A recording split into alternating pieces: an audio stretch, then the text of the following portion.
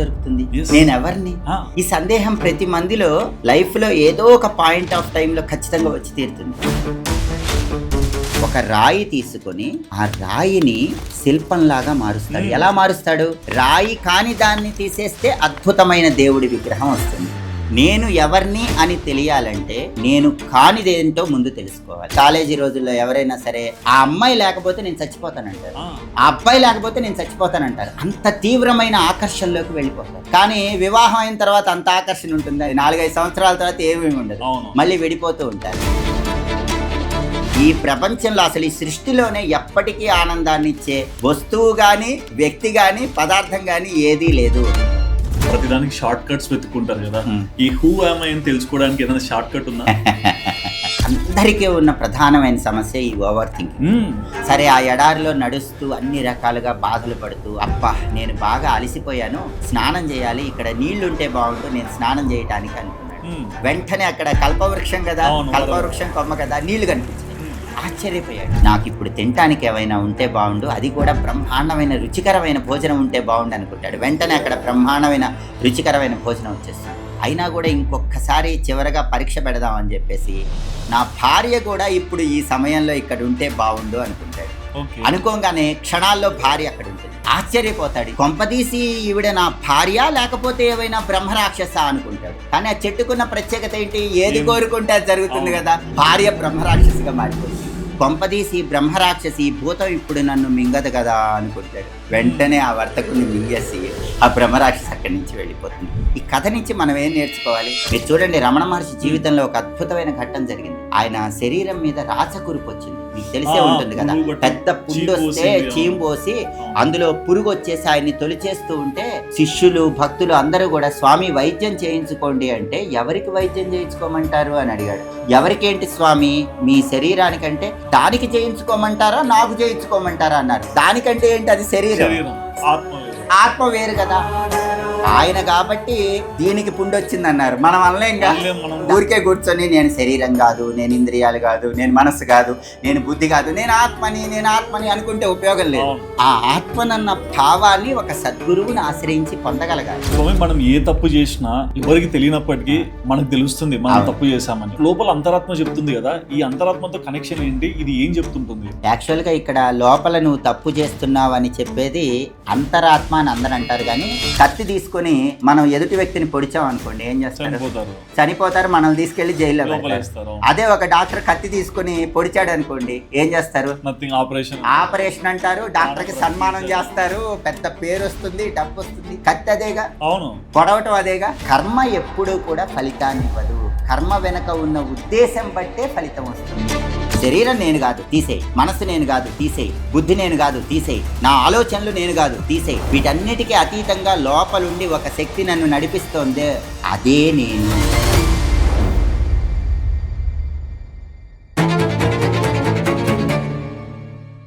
నమస్కారం స్వామి. నమస్తే అండి. శ్రీ మహాగణాధిపతయే నమః. శ్రీమాత్రే నమః. ఎలా ఉన్నారు స్వామి? చాలా బాగున్నా అండి. మీరు ఎలా ఉన్నారు? అంత బాగున్నాను స్వామి.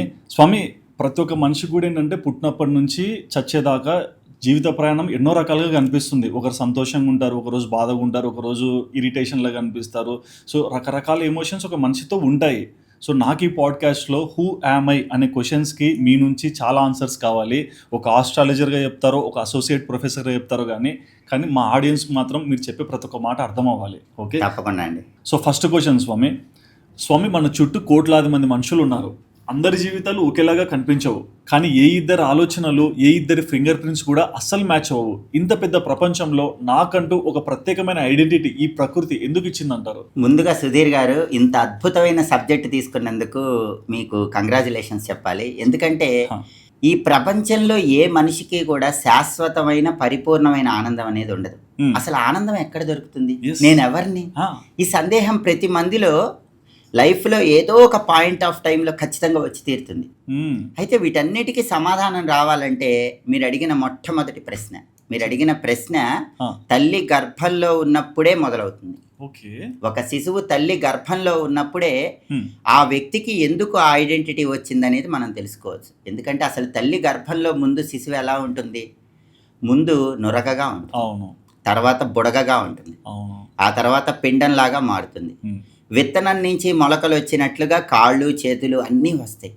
తల్లి గర్భంలో చాలా చీకటిగా ఉంటుంది, విపరీతమైనటువంటి వేడి ఉంటుంది. తల్లి గర్భంలో శిశువు తట్టుకోలేడు. ఒక్కొక్కసారి తల్లి తీసుకునే ఆహారం సరిగ్గా పడక ఇబ్బంది పడిపోతూ ఆ గర్భస్థ శిశువు ఉంటుంది. అప్పుడు తల్లి కడుపులో ఉన్నటువంటి శిశువు పరమేశ్వరుణ్ణి ప్రార్థిస్తుందని జగద్గురువులైన ఆది శంకరాచార్యుల వారు శివ అపరాధ స్తోత్రం చేస్తూ చెప్పారు. అంటే తల్లి గర్భంలో ఉన్నప్పుడు, పరమేశ్వర, నేను పూర్వజన్మలో ఎన్నో తప్పులు చేశాను, ఎన్నో పాపాలు చేశాను, నిన్ను పూజించలేకపోయాను. పూర్వజన్మల్లో చేసిన పాపాల వల్ల మళ్ళీ నాకు జన్మ వచ్చింది. నేను తల్లి గర్భంలోకి వచ్చానని తల్లి గర్భంలో ఉన్న శిశువు పరమేశ్వరుణ్ణి పూర్వజన్మలో చేసిన తప్పులు క్షమించమని ప్రార్థిస్తుందని జగద్గురువులైన ఆది శంకరాచార్యుల వారు చెప్పారు. మరి తల్లి గర్భం నుంచి బయటకు వచ్చిన తర్వాత చిన్న పిల్లాడిగా ఉన్నప్పుడు కూడా చాలా బాధలు ఉంటాయి. మీరు చూడండి, చిన్నపిల్లలు చీమ కుడితే చెప్పుకోలేరు, దోమ కుడితే చెప్పుకోలేరు, ఏ సమస్య వచ్చినా సరే ఏడవటం తప్ప ఏం చేయలేరు. ప్రతిదానికి బాధపడుతూ ఉంటారు. అంటే చిన్న వయసులో బాధలు ఉంటాయి. ఆ తర్వాత యవ్వనం వచ్చేసరికి కన్ను ఏదో చూడాలనుకుంటుంది, చెవులు ఏవేవో వినాలనుకుంటాయి. అలా ఇంద్రియాల వల్ల అనేక రకాలైన బాధలు ఎదుర్కొంటూ ఉంటారు. ఇక చివరికి వృద్ధాప్యం వచ్చేసరికి వృద్ధాప్యంలో చాలా మందికి అనేక రకాలైన బాధలు ఉంటాయి. శారీరక బాధలు ఉంటాయి, మానసిక బాధలు ఉంటాయి. శారీరక బాధలేమో అనారోగ్య సమస్యలు, మానసిక బాధలేమో ఎవరు చెప్పిన మాట వినరు, ఎవరికి వాళ్ళు వృద్ధాప్యంలో తప్పించుకొని వెళ్ళిపోవాలనుకుంటూ ఉంటారు. అంటే ఒక్కసారి మీరు జాగ్రత్తగా మనిషి జీవితాన్ని అబ్జర్వ్ చేస్తే, తల్లి కడుపులో ఉన్నప్పటి నుంచి శిశువు జన్మించి బయటకు వచ్చినప్పుడు, తర్వాత పెరిగి పెద్ద అవుతున్నప్పుడు ఎప్పుడూ కూడా ఏదో ఒక బాధ అనేది వెంటాడుతూనే ఉంటుంది. అయితే మీరు అన్నట్లు ఈ బాధలు ఒక్కొక్కళ్ళకి ఒక్కో రకంగా ఉంటాయి. ఇందాక మీరు అడిగిన ప్రశ్న ప్రకారం కొంతమందికి ఒకలా బాధలు ఉంటాయి, ఇంకొంతమందికి ఇంకొకలా ఉంటాయి. ఒక్కొక్కళ్ళకి ఒక్కొక్క ఐడెంటిటీ ఉంటుంది. కొంతమందికి సుఖాలు ఎక్కువ ఉంటాయి, కొంతమందికి దుఃఖాలు ఎక్కువ ఉంటాయి. ఇలా అనేక మందికి ఇలా సుఖాలు దుఃఖాలు అన్నీ వేరువేరుగా ఎందుకు ఉంటాయి అంటే దానికి కారణం కర్మ ఫలితం. ఎవరైనా సరే ఈ భూమి మీదకి ఎందుకు వస్తున్నారు అంటే దానికి కారణం కర్మ ఫలితమే. ఈ కర్మలు అనేవి 3 రకాలుగా ఉంటాయి: ఆగామి, సంచిత, ప్రారబ్ధ. ప్రారబ్ధ కర్మలు అంటే ఎప్పుడో మనం పూర్వజన్మల్లో చేసుకున్నటువంటి కర్మల వల్ల వచ్చే ఫలితాలు. సంచిత కర్మలు అంటే మనం ఇప్పుడు ఈ జన్మలో పనులు చేస్తుంటాంగా, కర్మలు చేస్తుంటాంగా, వాటి వల్ల వచ్చే ఫలితాలు. ఆగామి అంటే తర్వాతి జన్మల్లో కూడా మనం కొన్ని పనులు చేస్తాంగా, వాటి వల్ల కర్మల వల్ల కొన్ని ఫలితాలు వస్తాయిగా, వాటిని ఆగామి అంటారు. ఇలా కర్మ ఫలితాలను బట్టే జన్మ అనేది ఉంటుంది. మనం పుట్టినప్పుడు పుణ్యం చేసామనుకోండి, శరీరం విడిచిపెట్టిన తర్వాత స్వర్గానికి వెళతాం. పాపం చేసామనుకోండి, శరీరం విడిచిపెట్టిన తర్వాత నరకానికి వెళతాం. పుణ్యం చేస్తే స్వర్గానికి వెళ్తాం, పాపం చేస్తే నరకానికి వెళ్తాం. కానీ పుణ్యం కానీ పాపం కానీ కరిగిపోగానే ఏమవుతుంది? మళ్ళీ క్షీణే పుణ్యే మర్త్యలోకం విశంతి, పునరపి జననం పునరపి మరణం పునరపి జననే జఠరే శయనం. మళ్ళీ తల్లి కడుపులోకి రావాల్సిందే, జన్మ ఎత్తాల్సిందే. ఇది సైకిల్ అన్నమాట. అంటే ప్రతి జన్మలో కూడా మనం పుణ్యమో పాపమో చేయకుండా ఉండలేం కదా, ఏదో ఒకటి జరుగుతుంది. కాబట్టి ఆ పుణ్యాన్ని బట్టి కానీ పాపాన్ని బట్టి కానీ ఆ కర్మని బట్టి కానీ మళ్ళీ మనకు జన్మ వస్తూ ఉంటుంది. ఈ సైకిల్ రిపీట్ అవుతూ ఉంటుంది. అందువల్ల ఒక్కొక్కళ్ళు వాళ్ళ వాళ్ళ పుణ్యాన్ని బట్టి కానీ పాపాన్ని బట్టి కానీ జన్మలు అనేటటువంటివి ఎత్తుతూ ఉంటారు. అయితే ఇక్కడ ఒక చిన్న విషయం చెప్పాలి. మనకి ఈ జన్మ అయిపోయిన తర్వాత జన్మ వస్తుంది కదా, ఆ జన్మ ఎలా వస్తుంది అనేది ప్రధానంగా దేని మీద డిపెండ్ అయి ఉంటుందో తెలుసా? మనం ఈ శరీరాన్ని విడిచిపెట్టేటప్పుడు చివరి క్షణంలో దేన్నైతే స్మరించుకుంటూ ఉంటామో రాబోయే జన్మ మొత్తం దాని మీద ఆధారపడి ఉంటుంది. అందుకే ఎవరైనా శరీరాన్ని విడిచిపెట్టేటప్పుడు నోట్లో తులసి తీర్థం పోయండి అంటారు, నారాయణ నామం చెప్పుకోమంటారు. ఎందుకు? భగవన్నామం చెప్పుకుంటే తర్వాతి జన్మ ఆ చివరి క్షణంలో చేసేటటువంటి పుణ్యం వల్ల మంచిది వస్తుందని చెప్తారనమాట. కానీ జన్మలకు కారణం మాత్రం ఆశ, కోరిక వల్లే జన్మలు వస్తూ ఉంటాయి. మీకు ఒక చిన్న కథ చెప్తాను, చాలా అద్భుతమైన కథ. ఒక అద్భుతమైన బ్రాహ్మణుడు వేదాంగాలు చదివాడు, అన్ని శాస్త్రాలు తెలుసుకున్నాడు. ఒక రాజుగారి దగ్గరికి వెళ్ళాడు. రాజుగారి దగ్గరికి వెళ్ళి తన విద్యను ప్రదర్శించాడు. ఆ విద్య పాండిత్యం చూసి రాజుగారి ఆనందంతో నీకేం కావాలని అడుగుతాడు. పాపం ఆ బ్రాహ్మణుడికి ఉండటానికి ఇల్లు ఉండదు. అందుకని భూమి ఏదైనా దొరికితే ఇల్లు కట్టుకొని ఉందామని రాజుగారు నాకు కొంత భూమి ఇప్పించండి అని అడుగుతాడు. అయితే ఈ బ్రాహ్మణుడి అద్భుతమైన పాండిత్యానికి మెచ్చి రాజుగారు నీకు కొంత భూమి ఇవ్వటం కాదు, నీవు సూర్యోదయం నుంచి సూర్యాస్తమయం వరకు ఒకరోజు ఎంత దూరం అయితే పరిగెత్తుతావో అన్ని గజాల భూమి నీకు ఇచ్చేస్తాను. ఆ భూమిని నువ్వేవైనా చేసుకో, నీ పాండిత్యానికి నేను ఎంతో ఆనందిస్తున్నానని రాజుగారు చెప్తారు. సరే, ఆ బ్రాహ్మణుడు అన్ని వేదాలు చదివాడు, ఉపనిషత్తులు చదివాడు, శాస్త్రాలు చదివాడు, కానీ ఆశని జయించలేకపోయాడు. ఒక మంచి రోజు చూసుకొని సూర్యోదయం నుంచి మొదలుపెట్టి పరిగెత్తడం ప్రారంభించాడు. ఒక్క క్షణం కూడా ఆగట్లేదు, పరిగెత్తుతూనే ఉన్నాడు. ఎందుకు? ఆగితే కొన్ని గజాల భూమి తగ్గిపోతుంది, రాజుగారు ఇచ్చే భూమి తగ్గిపోతుంది. పరిగెత్తుతూనే ఉన్నాడు. మిట్ట మధ్యాహ్నం అయిపోయింది, ఎండ, ఆకలేస్తోంది. ఆకలేసి భోజనం తిందామని ఆగితే అమ్మో కొంత భూమి నేను నష్టపోతానేమో, వద్దు, ఒక్కరోజు భోజనం చేయకపోతే ఏమైందని మళ్ళీ పరిగెత్తుతూనే ఉన్నాడు. సాయంకాలం సూర్యాస్తమయం వరకు అలసట వస్తున్నా, ఆకలి వేస్తున్నా, కళ్ళు తిరుగుతున్నా అలానే పరిగెత్తి పరిగెత్తి పరిగెత్తి సూర్యాస్తమయం అయిపోయేసరికి ఒక చోట కూలపడతాడు. అప్పుడు అక్కడ ఉన్నటువంటి రాజభటులు వచ్చి, అయ్యా, సూర్యోదయం నుంచి సూర్యాస్తమయం వరకు మీరు చాలా గజాల భూమి పరిగెత్తారు, ఈ భూమంతా కూడా మీకు రాసిస్తామంటే, అప్పుడు ఆ పండితుడు ఏం చెప్తాడంటే, నేను ఇన్ని శాస్త్రాలు చదివినా కూడా, ఇన్ని వేదాలు చదివినా కూడా ఆశని జయించలేకపోయాను. ఇంతసేపు పరిగెత్తటం వల్ల నా ప్రాణం పోయేలాగా ఉంది. నేను మాయను, ఆశని జయించలేకపోయాను. దయచేసి రాజుగారికి చెప్పండి, నాకు ఒక 6 అడుగుల భూమి ఉంటే చాలు, నన్ను అక్కడ పాతి పెట్టండి అని చెప్పి అక్కడికక్కడే ప్రాణాలు విడిచిపెట్టేశాడు. అంటే అంతసేపు పరిగెత్తడం వల్ల మృత్యు వచ్చేసింది. అవును. కాబట్టి ఆశ అనేది మనిషిని ఎలాంటి స్థితికి తీసుకొస్తుందంటే మృత్యువు దాకా తీసుకొస్తుంది. మనిషికి కోరిక అనేది నియంత్రణలో ఉండాలి. ఈ కోరికలను బట్టే మళ్ళీ జన్మ ఉంటుంది. కాబట్టి కోరికలు అదుపులో ఉంచుకోవాలి. కర్మలను బట్టి, కోరికలను బట్టి ఇలా ఒక్కొక్కళ్ళకి ఒక్కొక్క రకంగా వాళ్ళ పుణ్యాలు పాపాలు బట్టి జన్మలు అనేవి వస్తూ ఉంటాయి. బట్ ప్రతి ఒక్క జీవుడు కూడా అంటే పుట్టిన వాళ్ళకి కొన్ని రూల్స్ పెడతారు. నువ్వు బాగా చదువుకోవాలి, బాగా ఎదగాలి, నువ్వు పెళ్లి చేసుకోవాలి, నువ్వు సంసారంలో ఇలా సెటిల్ అవ్వాలి, ఇలా అంటే లైఫ్లో ఇది సాధించు చాలా అంటుంటారు. బట్ దాన్ని మీరు చెప్పిన ప్రకారం కోరిక ఇంకా పెంచి పెంచి మనిషిని ఒక స్టేజ్కి తీసుకొస్తారు. అంటే మనం పరిగెడుతున్న డెస్టినేషన్ తప్ప, లేక మనం వెతుకుతున్న సంతోషం ఇక్కడ లేదా? చాలా అద్భుతమైన ప్రశ్న వేశారు. మీరు చూడండి, అందరూ టార్గెట్స్ పెట్టుకుంటారు. నేను ఈ జాబ్ కొట్టాలి, దానికోసం అహోరాత్రాలు కష్టపడి చదువుతారు. ఆ జాబ్ వస్తుంది, కొన్ని సంవత్సరాలు జాబ్ చేసిన తర్వాత ఆ జాబ్లో మొదటి రోజు ఉన్న ఆనందం ఉంటుందా? ఉండదు. అలాగే కొంతమందికి సొంత ఇంటి కల ఉంటుంది. ఎలాగైనా సరే నేను బ్రహ్మాండమైన బిల్డింగ్ కట్టుకోవాలనుకుంటాను. అహర్నిశలు కష్టపడి ధనం కూడబెట్టి బ్రహ్మాండమైన బిల్డింగ్ కట్టుకుంటారు. ఆ బిల్డింగ్ కట్టుకొని గృహప్రవేశం చేసిన మొదటి రోజు ఉన్న ఆనందము 5 సంవత్సరాల తర్వాత ఉంటుందా? 10 సంవత్సరాల తర్వాత ఉంటుందా? అంటే జీవితంలో ఏదైనా సరే మీరు అడిగినట్లు టార్గెట్స్ పెట్టుకొని దాన్ని అచీవ్ చేసిన తర్వాత ఆ ఆనందం అనేది శాశ్వతంగా ఉండదు. దీనికి ఒక చిన్న కథ కూడా చెప్తాను. ఒకసారి ఒక ఊళ్ళో బ్రహ్మాండమైనటువంటి ధనవంతుడు ఒక పెద్ద విందు భోజనం ఏర్పాటు చేశాడు. ఊళ్ళో వాళ్ళందరూ వచ్చారు. పంచభక్ష పరమాణాలతో బ్రహ్మాండమైన విందు భోజనం పెట్టాడు. షటసోపేతమైన విందు భోజనం పెట్టాడు. అదే సమయానికి ఒక సన్యాసి కూడా అక్కడికి వస్తాడు. సన్యాసి ఆ భోజనం దగ్గరికి రాకుండా వెళ్ళిపోతూ ఉంటే ఈ ధనవంతుడు వెళ్ళి పిలిచి మరీ ఆ సన్యాసిని, స్వామి, మీరెంత సర్వసంగ పరిత్యాగులైనా సరే నేను ఈరోజు ఏర్పాటు చేసిన భోజనంలో పాయసం ఉంటుంది స్వామి, పరమాద్భుతంగా ఉంటుంది.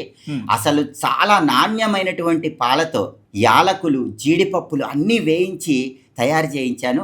మీరు భోజనం మొత్తం స్వీకరించకపోయినా ఆ పాయసం ఒక్కటి తాగి వెళ్ళండి స్వామి, మీరు జీవితంలో ఆ పాయసం రుచి మర్చిపోలేరని చెప్తాడు. ఇంకా ఆ సాధువు చిరునవ్వుతో సరే పద అని చెప్పి అక్కడికి వచ్చి ఆ పాయసం తాగుతాడు. అయితే గౌరవం కోసం ఆ సాధువు పక్కనే ఈ ధనవంతుడు కూడా కూర్చుంటాడు.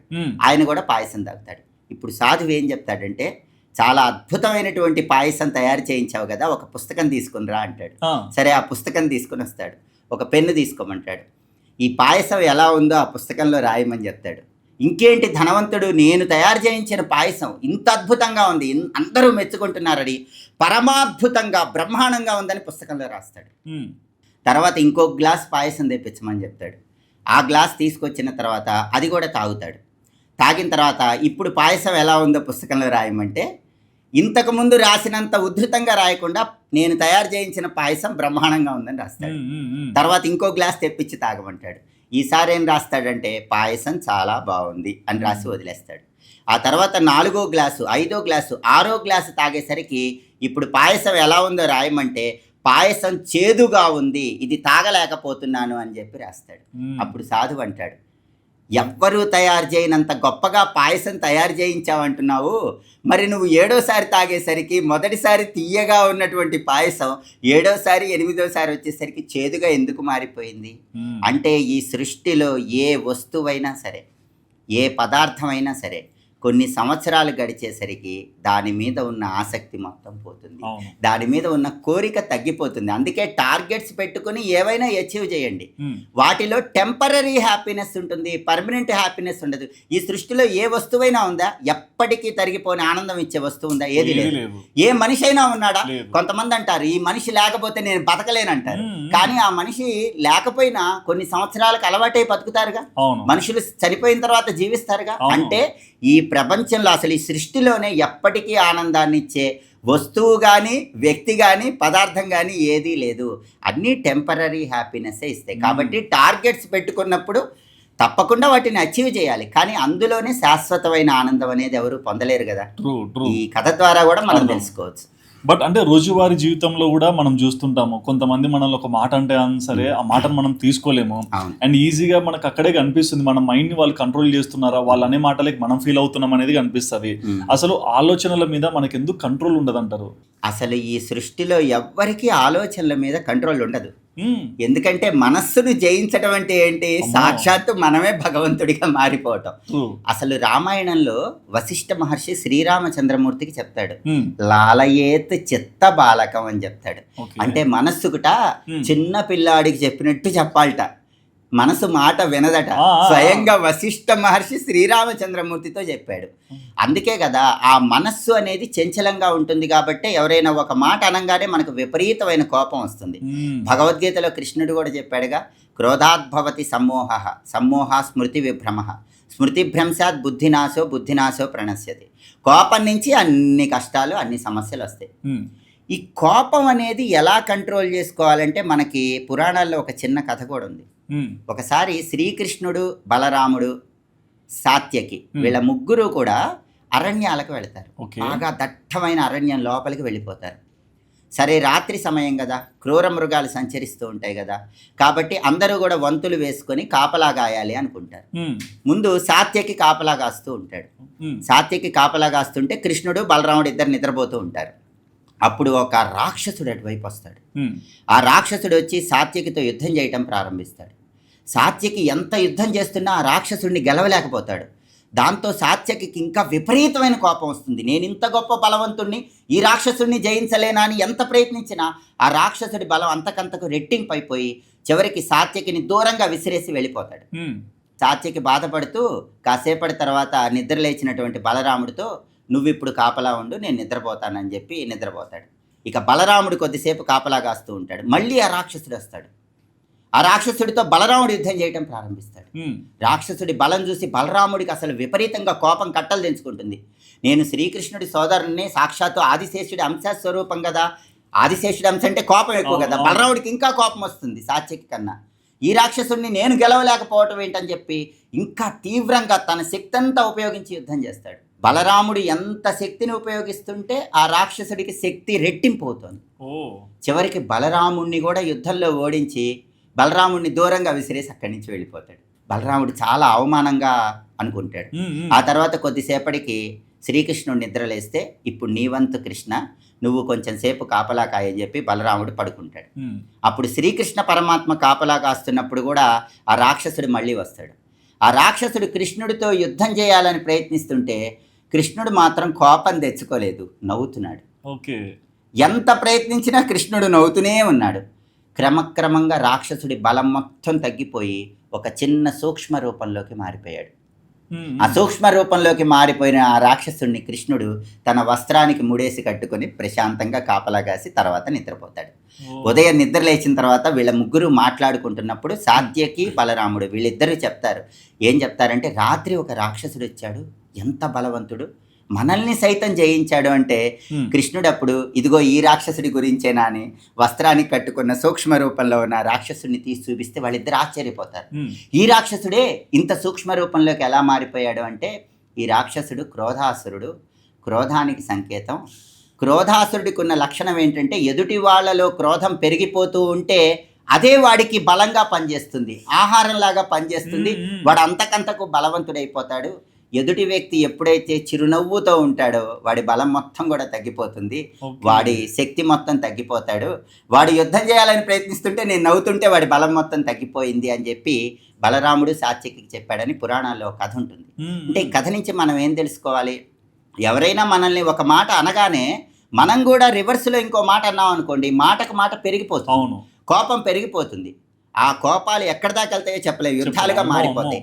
ఎవరైనా ఒక మాట అన్నప్పుడు మనం నవ్వామనుకోండి, వాళ్ళు రెండో మాట అన్నా కూడా మనం నవ్వామనుకోండి, వాళ్ళు మూడో మాట మాట్లాడలేరు.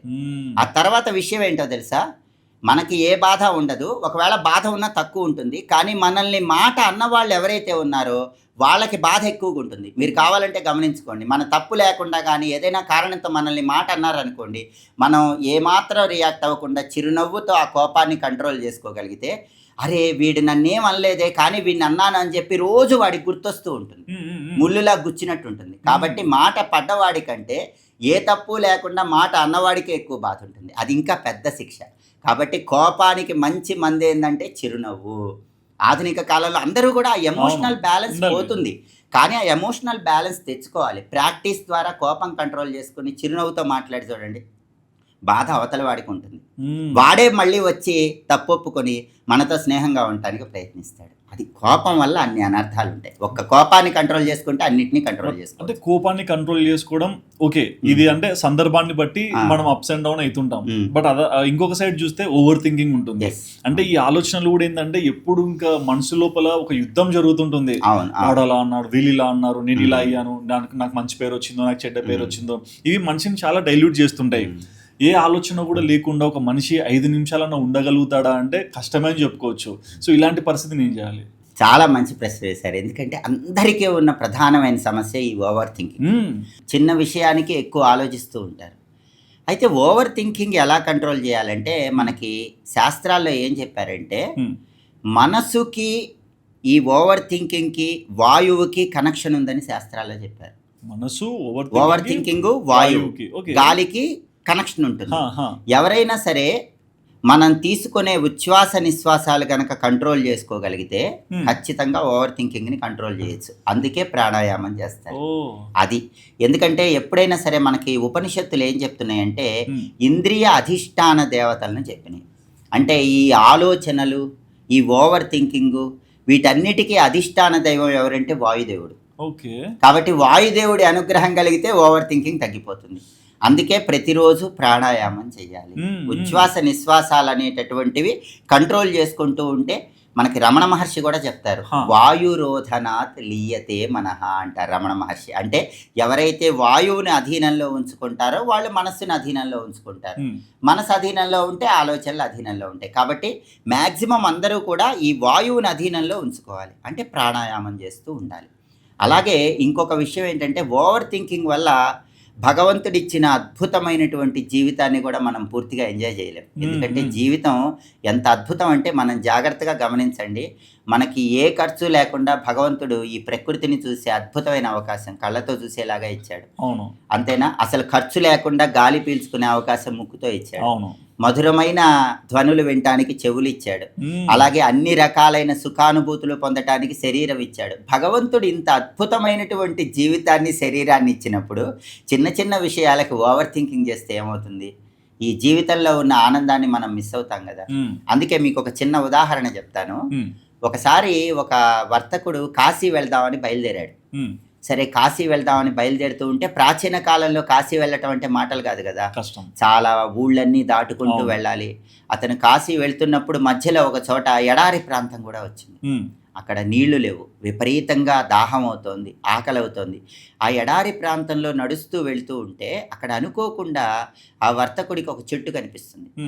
ఆ చెట్టు ఏంటంటే దేవలోకంలో కల్పవృక్షం ఉంటుంది కదా, ఆ కల్పవృక్షానికి సంబంధించిన ఒక కొమ్మ వచ్చి భూలోకంలో పట్టడం వల్ల అక్కడ ఇంకొక కల్పవృక్షంగా అది రూపాంతరం చెందింది. దాని ప్రత్యేకత ఏంటంటే ఆ చెట్టు దగ్గరకు వెళ్ళి ఎవరు ఏది కోరుకుంటే అది జరుగుతుంది. ఈ వర్తకుడికి ఆ విషయం తెలియదు. సరే ఆ ఎడారిలో నడుస్తూ అన్ని రకాలుగా బాధలు పడుతూ, ఆకలి, తర్వాత విపరీతమైన దాహము, శారీరక శ్రమ, ఇవన్నీ పడుతూ అనుకోకుండా ఆ చెట్టు దగ్గరకు వెళ్తాడు. ఇక్కడేదో చెట్టు కనిపించింది, ఎడారిలో చెట్టు ఉండటం ఏంటి అని ఆశ్చర్యపోతూనే చెట్టు దగ్గరికి వెళ్ళి, అబ్బా నేను బాగా అలసిపోయాను, స్నానం చేయాలి, ఇక్కడ నీళ్లుంటే బాగుండు, నేను స్నానం చేయటానికి అనుకున్నాడు. వెంటనే అక్కడ కల్పవృక్షం కదా, కల్పవృక్షం కొమ్మ కదా, నీళ్లు కనిపించినాయి. ఆశ్చర్యపోయాడు. సరే తర్వాత సంగతి అని చెప్పి ముందు అక్కడ ఆ నీళ్లతో స్నానం చేసేస్తాడు. స్నానం చేసేసరికి విపరీతంగా ఆకలిస్తూ ఉంటుంది. నాకు ఇప్పుడు తినటానికి ఏమైనా ఉంటే బాగుండు, అది కూడా బ్రహ్మాండమైన రుచికరమైన భోజనం ఉంటే బాగుండు అనుకుంటాడు. వెంటనే అక్కడ బ్రహ్మాండమైన రుచికరమైన భోజనం వచ్చేస్తుంది. ఆ భోజనం మొత్తం తిన్న తర్వాత సేద తీరుతూ ఉంటాడు. ఒక్కసారి ఆలోచిస్తూ ఉంటాడు, ఇదేంటి ఎడారి ప్రాంతము, నేను నీళ్ళు అనుకోగానే నీళ్ళు వచ్చినాయి, భోజనం అనుకోగానే భోజనం వచ్చింది. అయినా కూడా ఎక్కువ ఆలోచించలేదు, ఎందుకంటే అప్పుడు శరీరం అలసిపోయింది. అయినా కూడా ఇంకొకసారి చివరగా పరీక్ష పెడదామని చెప్పేసి, నా భార్య కూడా ఇప్పుడు ఈ సమయంలో ఇక్కడ ఉంటే బాగుండు అనుకుంటాడు. అనుకోగానే క్షణాల్లో భార్య అక్కడ ఉంటుంది. ఆశ్చర్యపోతాడు, ఇదేంటి కొన్ని వేల మైళ్ళ దూరంలో ఉన్న నా భార్య అనుకోకుండానే ఇక్కడికి వచ్చేసింది, ఈ చెట్టు ఏమన్నా మాయా వృక్షమా ఏంటి, కొంపదీసి ఈవిడ నా భార్య లేకపోతే ఏవైనా బ్రహ్మరాక్షస అనుకుంటాడు. కానీ ఆ చెట్టుకున్న ప్రత్యేకత ఏంటి, ఏది కోరుకుంటే అది జరుగుతుంది కదా, భార్య బ్రహ్మరాక్షసిగా మారిపోతుంది. అంతే కదా, ఆ చెట్టు మంచైనా చెడైనా కోరుకున్నది ఇచ్చే చెట్టు కల్పవృక్షం అంటారు కదా, కల్పవృక్షం కొమ్మ వల్ల వచ్చింది కదా. ఒక్కసారిగా వాళ్ళ భార్య బ్రహ్మరాక్షసిగా మారిపోయేసరికి, అమ్మో ఇది నిజంగా మాయే, ఇది బ్రహ్మరాక్షసి మాయ, కొంపదీసి బ్రహ్మరాక్షసి ఈ భూతం ఇప్పుడు నన్ను మింగదు కదా అనుకుంటాడు. వెంటనే ఆ వర్తకుడిని మింగేసి ఆ బ్రహ్మరాక్షసి అక్కడి నుంచి వెళ్ళిపోతుంది. ఈ కథ నుంచి మనం ఏం నేర్చుకోవాలి, భగవంతుడు అదృష్టాన్ని ఇచ్చాడు, చక్కగా అవసరమైనవన్నీ ఇచ్చాడు. ఇచ్చినప్పుడు ఆ ఇచ్చిన వాటిని స్వీకరించి ఆ ఆనందంలో ఉండకుండా ఏం చేశాడు, నెక్స్ట్ లెవెల్ ఆలోచించాడు, ఓవర్ థింకింగ్ చేశాడు. ఆ ఓవర్ థింకింగ్ ఎలా మారింది, నెగిటివ్ థింకింగ్ గా మారింది. నెగిటివ్ థింకింగ్ గా మారేసరికి మొదటికే మోసం వచ్చి ఆ వర్తకుడు అంతమైపోయాడు. కాబట్టి ఎప్పుడూ కూడా ఓవర్ థింకింగ్ అనేది ప్రారంభమవుతున్నప్పుడే దాన్ని పాజిటివ్ థింకింగ్ గా మార్చుకోవాలి. అలాగే ఒక రాజు ఉన్నాడు, ఈ ఓవర్ థింకింగ్ ని పాజిటివ్ గా మార్చుకున్న రాజు కథ చెప్తాను.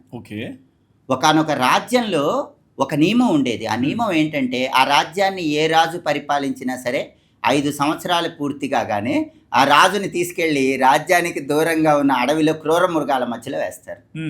అది ఆ రాజ్యానికి ఉన్న నియమం, వాళ్ళు పెట్టుకున్నారు. ఏ రాజు వచ్చినా సరే 5 సంవత్సరాలు అన్ని భోగాలు పొందుతూ ఉంటాడు. 5 సంవత్సరాలు పూర్తి కాగానే రాజు ఎంత వద్దని చెప్పినా సరే రాజ్యంలో ప్రజలందరూ కలిసి అరణ్యంలోకి వేస్తారు, క్రూర మృగాలు ఆ రాజును తినేసేవి. ఈ సమయంలో ఒక యువకుడు రాజు అవుతాడు.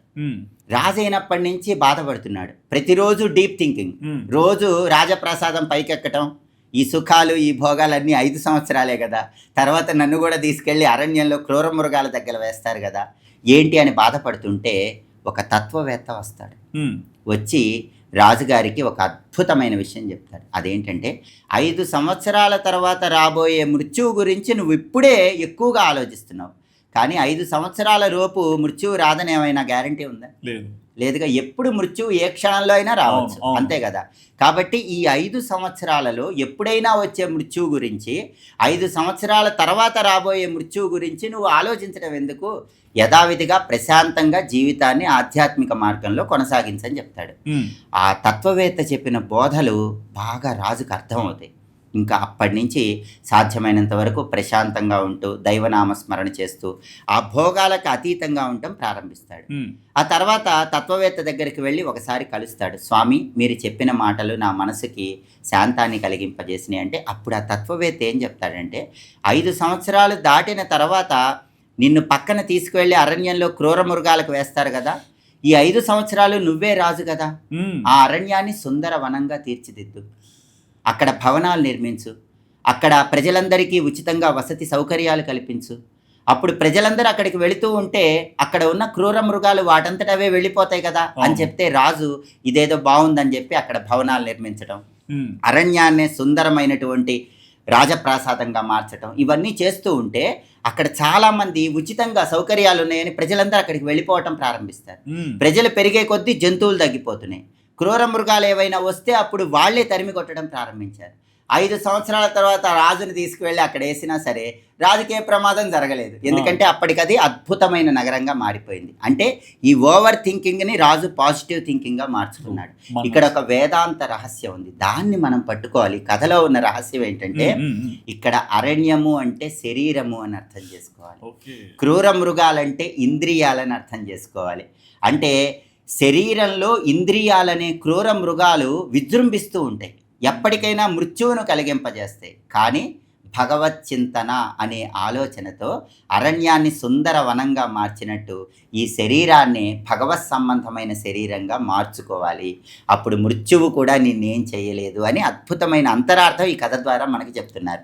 చూసారా, 2 కథల్లో తేడా ఏంటి? వర్తకుడేమో నెగిటివ్ థింకింగ్తో పూర్తిగా మరణాన్ని కొని తెచ్చుకున్నాడు, రాజేమో తత్వవేత్త చెప్పినటువంటి పాజిటివ్ థింకింగ్ వల్ల తన ప్రాణాలు కాపాడుకున్నాడు. అందుకే ఎప్పుడైనా ఒక గురువు అనేవాడు ఖచ్చితంగా మనకు కావాలి. ఎందుకంటే గురువు అనేవాడు ఏం చేస్తాడంటే, మనకి వేదాంత శాస్త్రంలో రజ్జు సర్ప భ్రాంతి అని ఉంటుంది. ఈ రజ్జు సర్ప భ్రాంతిని గురువు పోగొడతాడు. రజ్జు సర్ప భ్రాంతి అంటే ఏంటంటే, మనం చీకట్లో ఉన్నాం సుధీర్ గారు, పూర్తిగా చీకటిగా ఉంది, అస్సలేమీ కనిపించట్లేదు. మనం నడుస్తూ ఉన్నాం, మన కాలికి ఏదో తగిలింది పొడుగ్గా, ఏమనుకుంటాం? వామో పావేమో అనుకుంటాం కదా. కానీ భయంతో పరిగెత్తి ఒక్కసారిగా లైట్ వేస్తాం. లైట్ వేసి చూస్తే అది పావు కాదు, తాడు అని తెలుస్తుంది. అంటే దీన్నే రజ్జు సర్ప భ్రాంతి అంటారు. దీనిలో ఉన్న వేదాంత రహస్యం ఏంటంటే, మనం శరీరాన్నే వాస్తవం అనుకుంటాం, లోపల ఉన్న ఆత్మ గురించి తెలుసుకోలేం. అదే మనం తాడును పావుగా భావించటం. ఎప్పుడైతే లైట్ వేసామో అది పావు కాదు, తాడు అని తెలుస్తుంది. ఆ లైటే గురువు. అంటే ఒక సద్గురువు మనకు పరిచయం అయితే మనకు వెలుగు చూపిస్తాడు. అప్పుడు సంసారాన్ని కూడా మనం పావులా భావించక్కర్లా, తాడులా భావించవచ్చు. ఈ సంసారంలోనే మన జీవిత పరమార్థం తెలుసుకోవచ్చు. అందుకే వేదాంత శాస్త్రంలో ఈ రజ్జు సర్ప భ్రాంతి గురించి చెప్తారు. దీని నుంచి బయటపడాలి. తులసీదాస్ గారి గురించి కూడా చెప్పారండి. తులసీదాస్ గారు రామచరిత మానస రాయక ముందు ఆయన అసలు మహారామభక్తుడు కదా. ఆయన ఎంత గొప్ప రామభక్తుడు అంటే ఆయన అందరూ రాంబోలా రాంబోలా అని పిలిచేవాళ్ళు. అలాంటి తులసీదాస్ గారు కూడా వివాహం అయిన తర్వాత భార్యను విడిచిపెట్టి ఒక్కరోజు కూడా ఉండలేకపోయేవాడు. ఒకసారి ఏదో అనుకోకుండా భార్య పుట్టింటికి వెళ్లాల్సి వచ్చింది. వాళ్ళ నాన్నగారికి బాగుండకపోవటం వల్ల పుట్టింటికి వెళ్ళిపోయి ఆ రోజు తులసీదాస్ గారి దగ్గరికి రాలేకపోతుంది. రాత్రి భయంకరమైన వర్షం, ఉరుములు మెరుపులతో హోరున వర్షం కురుస్తూ ఉంటే తులసీదాస్ గారు వివాహం అయిపోయిన తర్వాత రామనామం మర్చిపోయి భామనామం జపించడం ప్రారంభించాడు. ఎంతసేపు నా భార్య నా భార్య. ఒక్కరోజు రాత్రి అయిపోయింది, పుట్టింటికి వెళ్ళింది, ఇంకా రాలేదు, నా భార్యను చూడకుండా నేను ఉండలేను అని చెప్పి అంత పెద్ద వర్షంలో ఉరుములు మెరుపులు ఇవన్నీ ఉంటే భార్య ఇంటికి వెళ్ళిపోతాడు, మామగారి ఇంటికి వెళ్ళిపోతాడు. అందరూ తలుపులేసుకొని పడుకున్నారు. అర్ధరాత్రి కదా, అందరూ తలుపులేసుకొని పడుకున్నారు. తలుపులు కొడితే బాగుండదేమో, భార్య గది తెలుసు. ఏం చేద్దామని ఆలోచిస్తూ ఉంటే అక్కడ ఆ మేడకి ఒక పెద్ద తాడు కనిపిస్తుంది. ఇదేదో బాగుందని చెప్పి ఆ తాడు పట్టుకొని పైకెక్కుతూ తులసీదాస్ గారు పైకి ఎక్కి భార్య గది తలుపులు కొడితే తలుపులు తీసి భార్య ఆశ్చర్యపోతుంది. ఏంటండి అర్ధరాత్రి ఎలా వచ్చారంటే, నిన్ను ఒక్కరోజు కూడా చూడకుండా ఉండలేకపోయాను, అందుకే నేను ఇలా వర్షంలో వచ్చి నాకు ఒక తాడు కనిపిస్తే దాన్ని పట్టుకొని పైకి వచ్చి నీ తలుపు కొట్టానని చెప్తే, తాడా, ఇక్కడ మాకేం తాడేం లేదే అని వెళ్ళి భార్య చూస్తే అక్కడ పాము ఉంది. పెద్ద కొండ చిలువ ఉంటే ఆయన కొండ చిలువ అన్న విషయం కూడా మర్చిపోయి భార్య మీద వ్యామోహంతో ఆ కొండ చిలువను పట్టుకొని వచ్చి భార్య తలుపు కొట్టాడు. అప్పుడు భార్య అంటుంది, నా మీద చూపించిన ఈ ప్రేమాభిమానాల్లో సగం శ్రీరాముడి మీద చూపించినా కూడా ఈ పాటికి మీరు శ్రీరామచంద్రమూర్తి దర్శనం పొందేవాళ్ళు కదా అన్నది. ఆ ఒక్క మాటకి బాధపడిపోయి అంత అర్ధరాత్రి ఉరుములు మెరుపులు ఉన్న వర్షంలో ఆయన కాశీక్షేత్రానికి వెళ్ళిపోయి అక్కడ ఘాట్ దగ్గర కూర్చుని రామనామ జపం చేస్తూ ఆ తర్వాత అద్భుతమైన రామచరిత మానస రచించారు. తులసీదాస్ గారికి భార్య అద్భుతమైన గురువుగా వ్యవహరించింది. అయితే ఈ కథలో మనం పట్టుకోవాల్సిన విషయం ఒకటి ఉంది. తులసీదాస్ గారు పెద్ద కొండ చిలువను పట్టుకున్నారని చెప్పాం కదా, అది కొండ చిలువ అంటే అది రజ్జు సర్ప భ్రాంతి. ఇప్పుడు నేను చెప్పిన విషయమే. అంటే ఏంటంటే ఆయన ఆ భార్య అనే వ్యామోహంలో ఉన్నప్పుడు దాన్ని అలా పట్టుకొని వెళ్ళిపోయాడు, పావును పట్టుకొని వెళ్ళిపోయాడు. కానీ భార్య వ్యామోహం నుంచి బయటికి వస్తే అది తాడి. ట్రూ. అంటే గురువు కావాలి. గురువు టార్చ్ లైట్ లాంటి వాడు అన్నమాట. బట్ మీరు మొదట్లో రమణ మహర్షి గారి గురించి చెప్పారు. ఆయన కూడా ఎక్కువగా ప్రతి ఒక్కరికి జీవితంలో మీరు అందరూ ఆలోచించాల్సింది ఒకటే, హూ యామ్ ఐ అనేది ఆలోచించండి, దాన్ని బట్టి మీ జీవితం ఏంటో మీకే తెలుస్తుంది అంటారు. అసలు ఈ హూ యామ్ ఐ అంటే ఏంటి? ఇది అద్భుతమైన ప్రశ్న. హూ యామ్ ఐ అంటే నేను ఎవరిని అని అర్థం. నేను ఎవరిని అని తెలియాలంటే నేను కానిదేంటో ముందు తెలుసుకోవాలి. ఓకే, అంతేగా. అంతే. మనం ఎవరని తెలియాలంటే మనం ఏం కామో తెలుసుకోవాలి. మనం కాని దాన్ని తీసేస్తే మనవై ఉన్నదేదో తెలుస్తుంది. మీకు చిన్న ఉదాహరణ చెప్తాను. ఇప్పుడు మనకి దేవాలయాల్లో విగ్రహ ప్రతిష్టలు చేస్తారు, అవునా? ఆ విగ్రహాన్ని ఎలా ప్రతిష్ఠిస్తారు? ముందు ఒక రాయి తీసుకుంటారు. ఒక శిల్పి అద్భుతమైనటువంటి విగ్రహంగా దేవాలయంలో ఆ విగ్రహాన్ని చెక్కుతాడు. అంటే ఒక రాయి తీసుకొని ఆ రాయిని శిల్పంలాగా మారుస్తాడు, విగ్రహంగా మారుస్తాడు. ఎలా మారుస్తాడు? రాయి కాని దాన్ని తీసేసుకుంటూ విగ్రహంగా మారుస్తాడు. అంతేగా, రాయిని చెక్కితే విగ్రహం వస్తుంది. అంటే రాయిలో రాయి కాని దాన్ని తీసేస్తే అద్భుతమైన దేవుడి విగ్రహం వస్తుంది. మనం కూడా అంటే మనలో మనం కాకుండా ఉన్నదాన్ని తీసేస్తే మనమై ఉన్నదేదో తెలుస్తుంది. మనం కాకుండా ఉన్నది అంటే ఏంటి? అసలు నేనెవరిని? నేను అంటే శరీరం కాదు, కన్ను కాదు, ముక్కు కాదు, చెవులు, నాలుక, చర్మము, ఈ ఇంద్రియాలు ఏవి కావు. మనకు మనస్సు ఉంటుందిగా, ఆ మనస్సు కూడా కాదు. బుద్ధి ఉంటుందిగా, ఆ బుద్ధి కూడా కాదు. మనకు నిరంతరం ఆలోచనలు వస్తాయిగా, ఇందాక డీప్ థింకింగ్ అనుకున్నాం, ఆ ఆలోచనలు కూడా కాదు. వీటన్నిటికీ అతీతంగా లోపల ఆత్మ ఉంటుంది. ఆ ఆత్మనే నేను అన్న సత్యాన్ని గురువు ద్వారా తెలుసుకోవాలి. అంటే శరీర భావంతో ఉంటే నేనెవరనే సత్యాన్ని తెలుసుకోలేం, ఆత్మభావంతో ఉంటేనే తెలుసుకోగలం. మరి ఈ ఆత్మనే నేను అని మనం తెలుసుకోవచ్చా అంటే మీకు ఒక చిన్న ఉదాహరణ చెప్తాను. మనం ఇప్పుడు ఇంటర్వ్యూలో మాట్లాడుకుంటున్నాం, దీన్ని ఏమంటారంటే జాగ్రత్త అవస్థ అంటారు. అంటే మేలుకొన్న అవస్థ. మన ఇద్దరం మేలుకొని ఉన్నాం, మన ఇద్దరం మాట్లాడుకుంటున్నాం. కళ్ళు, ముక్కు, చెవులు, నాలుక, చర్మము అన్నీ ఉండి మనం మాట్లాడుకుంటున్నాం. మన ఇంద్రియాలు పనిచేస్తున్నాయి అంటే లోపల ఒక శక్తి ఉండటం వల్లేగా ఇవన్నీ పనిచేస్తున్నాయి. నా నోరు మాట్లాడుతుంది, మీ నోరు మాట్లాడుతుంది అంటే లోపల ఒక శక్తి ఉంది కదా, అందుకనే మనం ఇలా చేస్తున్నాం. ఇది జాగ్రత్త అవస్థ అంటారు. అంటే మనం మేలుకొన్న అవస్థ. తర్వాత రాత్రి ఇంటికి వెళ్ళి మనం నిద్రపోతూ ఉంటాంగా, నిద్రపోతూ ఉన్న ప్రాణం ఉంటుందిగా. నిద్రపోతున్నప్పుడు కూడా మన ఇంద్రియాలన్నీ మామూలుగానే ఉంటాయిగా. అప్పుడు కూడా వాటిని ఎవరు సూపర్విజన్ చేస్తున్నారు? లోపల ఒక పవర్ ఉంది కదా. ఆ తర్వాత మూడోది ఉంటుంది, దాని పేరు సుషుప్తి అంటారు. సుషుప్తి అంటే గాఢ నిద్ర, డీప్ స్లీప్. మీరు ఎప్పుడైనా గమనించారా? బాగా డీప్ స్లీప్లోకి వెళ్ళి కొన్ని గంటలు పడుకొని లేచిన తర్వాత వచ్చి ఏం చెప్తారు? అబ్బా నేను అన్నీ మర్చిపోయి నిద్రపోయా, హాయిగా నిద్రపోయానని చెప్తారుగా. అంటే ఈ రోజుల్లో చాలా మందికి నిద్ర సరిగ్గా పట్టట్లేదు, కానీ టెన్షన్స్ వల్ల గాఢ నిద్ర పడితే, అంటే డీప్ స్లీప్లోకి వెళ్ళామనుకోండి, అన్నీ మర్చిపోయి నిద్రపోతాంగా. అన్నీ మర్చిపోయి మనం నిద్రపోతున్నా ప్రాణం పోవట్లేదు, ఏదో శక్తి ఉందిగా. అంటే మనం మేలుకొని ఉన్నప్పుడు, నిద్రపోయేటప్పుడు, గాఢ నిద్ర డీప్ స్లీప్లో ఉన్నప్పుడు మనల్ని ఏదో ఒక పవర్ అనేది నడిపిస్తుంది కదా, ఒక ఎనర్జీ నడిపిస్తుంది కదా, అదే ఆత్మ. ఆ ఆత్మనే నేను అన్న సత్యాన్ని తెలుసుకోవాలి, ఆ ఆత్మతో రిలేట్ అవ్వాలి. అప్పుడు మనకు పర్మనెంట్ హ్యాపీనెస్ వస్తుంది. ఇందాక మనం అనుకున్నాం కదా, ఏంటి స్వామి జాబ్లో హ్యాపీనెస్ ఉండదు, ఇల్లులో హ్యాపీనెస్ ఉండదు, అసలు లైఫ్లో ఏ వస్తువులోనూ, ఏ వ్యక్తిలోనూ, వేటిలోనూ మనకి హ్యాపీనెస్ ఉండదు కదా స్వామి. పర్మనెంట్ హ్యాపీనెస్ ఉండదు, టెంపరీ కదా అని అనుకున్నాంగా. మరి ఆ పర్మనెంట్ హ్యాపీనెస్ ఎప్పుడు వస్తుందంటే ఇదిగో ఈ సోల్తో రిలేట్ అయినప్పుడు వస్తుంది. వీటన్నిటిని దాటి సోల్తో రిలేట్ అవ్వాలి. దానికి ప్రత్యేకమైన ప్రాసెస్ ఉంటుంది. ఆ ప్రాసెస్లో గురువుని ఆశ్రయించి ఆ సోల్తో రిలేట్ అయ్యి నేను ఆత్మ అని తెలుసుకోవాలి. అదే రమణ మహర్షి చెప్పారు. మీరు చూడండి, రమణ మహర్షి జీవితంలో ఒక అద్భుతమైన ఘట్టం జరిగింది. ఆయన శరీరం మీద రాచకురుపు వచ్చింది, మీకు తెలిసే ఉంటుంది కదా. పెద్ద పుండు వస్తే చీము పోసి అందులో పురుగు వచ్చేసి ఆయన్ని తొలిచేస్తూ ఉంటే శిష్యులు, భక్తులు అందరూ కూడా స్వామి వైద్యం చేయించుకోండి అంటే, ఎవరికి వైద్యం చేయించుకోమంటారు అని అడిగాడు. ఎవరికేంటి స్వామి, మీ శరీరానికంటే, దానికి వైద్యం ఎందుకు, నాకైతే వైద్యం అక్కర్లేదు అన్నాడు. దానికి చేయించుకోమంటారా, నాకు చేయించుకోమంటారా అన్నారు. దానికంటే ఏంటి, అది శరీరం, ఆత్మ వేరు కదా. అంటే అప్పుడు ఆయన వైద్యం చేయించుకోవాలా. అప్పుడు ఒకసారి శిష్యులు ఏం చేశారంటే, ఆయన నిద్రపోతూ ఉంటే ఆయన బాధ చూడలేక ఒక అరిసెను తెచ్చి ఆ పుండు మీద పెట్టారు. ఇది రమణ మహర్షి చరిత్రలో కూడా కనిపిస్తుంది. లోపల ఒక పురుగు ఉంటుంది కదా, అరిసె తీయదడానికి పురుగు బయటకు వచ్చింది. పురుగు బయటకు వచ్చేసరికి భక్తులు తీసి కింద పడేశారు. కింద పడేసేసరికి ఆ పురుగుకి ఎటు వెళ్ళాలో తెలియలేదు.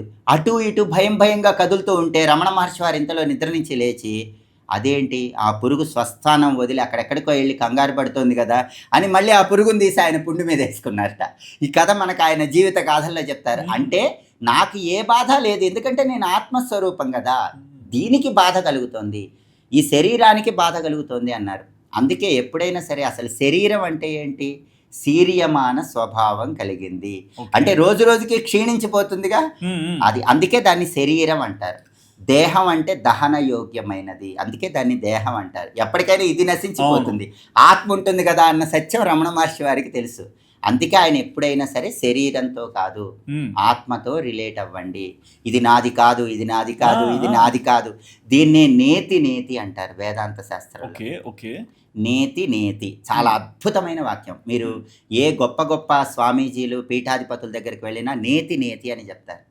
నేతి అంటే ఏంటి, నా ఇది నేను కాదు, శరీరం నేను కాదు తీసేయి, మనసు నేను కాదు తీసేయి, బుద్ధి నేను కాదు తీసేయి, నా ఆలోచనలు నేను కాదు తీసేయి, వీటన్నిటికీ అతీతంగా లోపలుండి ఒక శక్తి నన్ను నడిపిస్తోంది, అదే నేను ఆత్మని. నా నేతి ఇది నేను కాదని ఒక్కొక్కటి తీసేసుకుంటూ మీరు ఆత్మతో ఉండండి అని రమణ మహర్షి వారు చెప్పారు.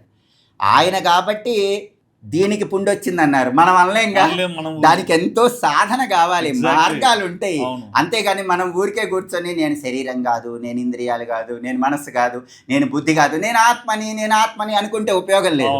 ఆ ఆత్మనన్న భావాన్ని ఒక సద్గురువుని ఆశ్రయించి పొందగలగాలి. దానికి ప్రత్యేకమైన మార్గాలు ఉంటాయి, అభ్యాసాలు ఉంటాయి. కానీ రమణ మహర్షి చెప్పింది మాత్రం ఇదే, ఆత్మతో సంయోగం చెందమని చెప్పాడు అన్నమాట. బట్ అంటే మీరు ఈ మాట అంటున్నారు, కానీ సాధారణంగా ప్రతి మనిషి ఈ రోజులలో నేను అది ఈ ఆలోచనలు ఎక్కువ అయిపోతున్నాయి, కానీ నేను ఖచ్చితంగా ఇదేనని డిసైడ్ చేసుకోవట్లేదు. సో నాది నీది ఇట్లాంటి మాటలు, ఈ థాట్స్ ఇవన్నీ డైల్యూట్ చేస్తుంటాయి కదా. అండ్ అదర్ ఎండ్ లో ఈగో కానీ అటాచ్మెంట్స్ కానీ ఇవి కూడా మనిషిని ఒక లెవెల్లో పడేస్తున్నాయి. సో ఇవన్నీ ఏంటి, అసలు అన్నిటికీ మూలం రెండేనండి, నేను నాది, అంతేనా?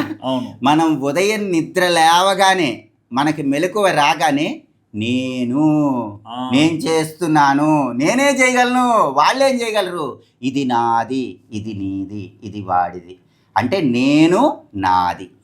నేను అంటే అహంకారం, నాది అంటే మమకారం. అంటే అసలు మనిషి అనేవాడు ఒక మాయలో ఉండిపోయాడు. నేను నాది, అహంకారం మమకారం అనే మాయలో ఉండిపోయాడు. కానీ ఈ రెండు చాలా ప్రమాదకరమైనవి. ఎందుకంటే మీకు ఒక చిన్న ఉదాహరణ చెప్తాను. కొన్ని కథలు మనకి పరమార్థ కథలు అని ఉపనిషత్తుల్లో చెప్తారు. చెప్పండి. ఈ అహంకారము మమకారం ఎంత ప్రమాదం అనేవి 2 కథలతో మీకు చెప్తాను. ఒక ఊళ్ళో ఒక పెద్ద శిల్పి ఉండేవాడు, బ్రహ్మాండమైన శిల్పి, అసలు ఏ శిల్పాన్నైనా అద్భుతంగా చెక్కగలడు. అయితే జ్యోతిష్కుడి దగ్గరికి వెళ్ళి తనకు మృత్యు ఎప్పుడు వస్తుందని అడుగుతాడు. సరిగ్గా జ్యోతిష్కులు లెక్కగట్టి ఈ సమయంలో మృత్యు వస్తుందని ఆ శిల్పికి చెప్పారు. అంటే ప్రాచీన కాలంలో అలా చెప్పేవాళ్ళు, అంటే ఇప్పుడు చెప్పటం లేదు, అలా మృత్యు చెప్తే భయపడతారు కాబట్టి. నిజానికి జ్యోతిష శాస్త్రంలో అలా మృత్యు ఘడియలు కూడా చెప్పచ్చు. సరే, జ్యోతిష్కుల్ని కలిసి తన మృత్యు ఘడియలు తెలుసుకున్నాడు. కానీ తనకు మృత్యువు సమీపించిన మృత్యు ఘడియల్లో ఎట్టి పరిస్థితుల్లో మరణించకూడదని నిర్ణయం తీసుకుంటాడు. అందుకని ఏం చేస్తాడంటే సరిగ్గా తనలాగే ఉన్నటువంటి అనేక శిల్పాలను చెక్కుతాడు. చూడటానికి ఆ శిల్పి ఎలా ఉంటాడో అచ్చుగుద్దినట్లు అలాగే ఉండేటటువంటి శిల్పాలు అనేకం తయారు చేసి వాటన్నిటినీ కూడా ఒక గదిలో ఉంచుతాడు.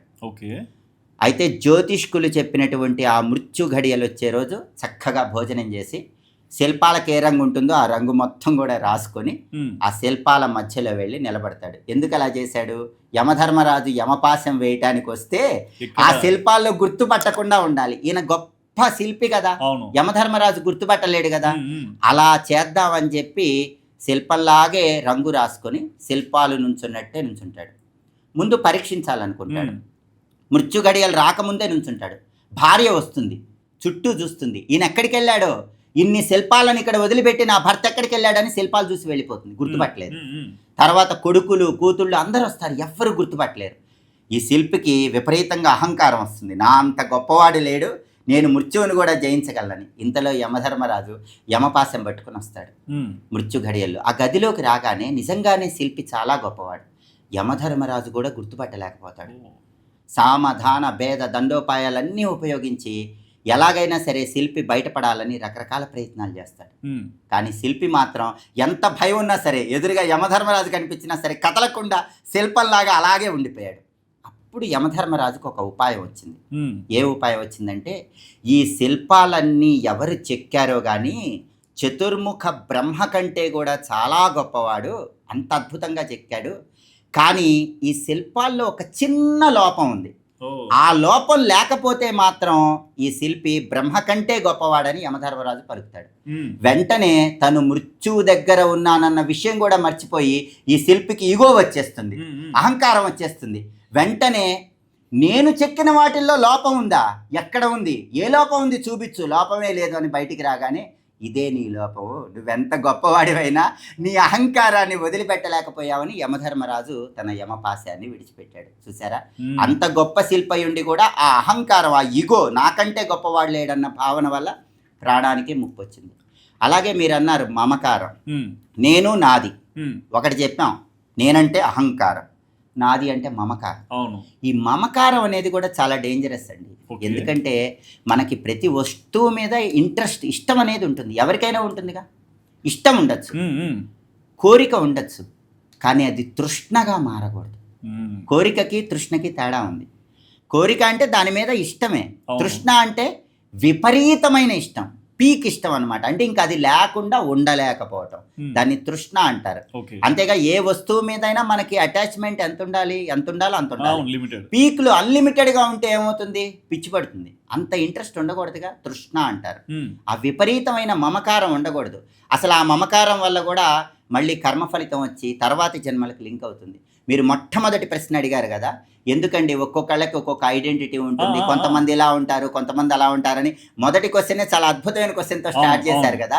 అది ఎందుకుంటారంటే వీళ్ళ కర్మ ఫలితం ఆ విధంగా చేస్తుంది, వీళ్ళ మమకారం ఆ విధంగా చేస్తుంది. ఆ మమకారాన్ని వదలలేక చివరి క్షణంలో కూడా దేని గురించి అయితే ఆలోచిస్తూ ఉంటారో దానికి సంబంధించినట్లుగా తర్వాత జన్మ ఉంటుంది. ఆ తర్వాత జన్మలో కూడా దాని గురించి ఆలోచిస్తూ ఉంటారు.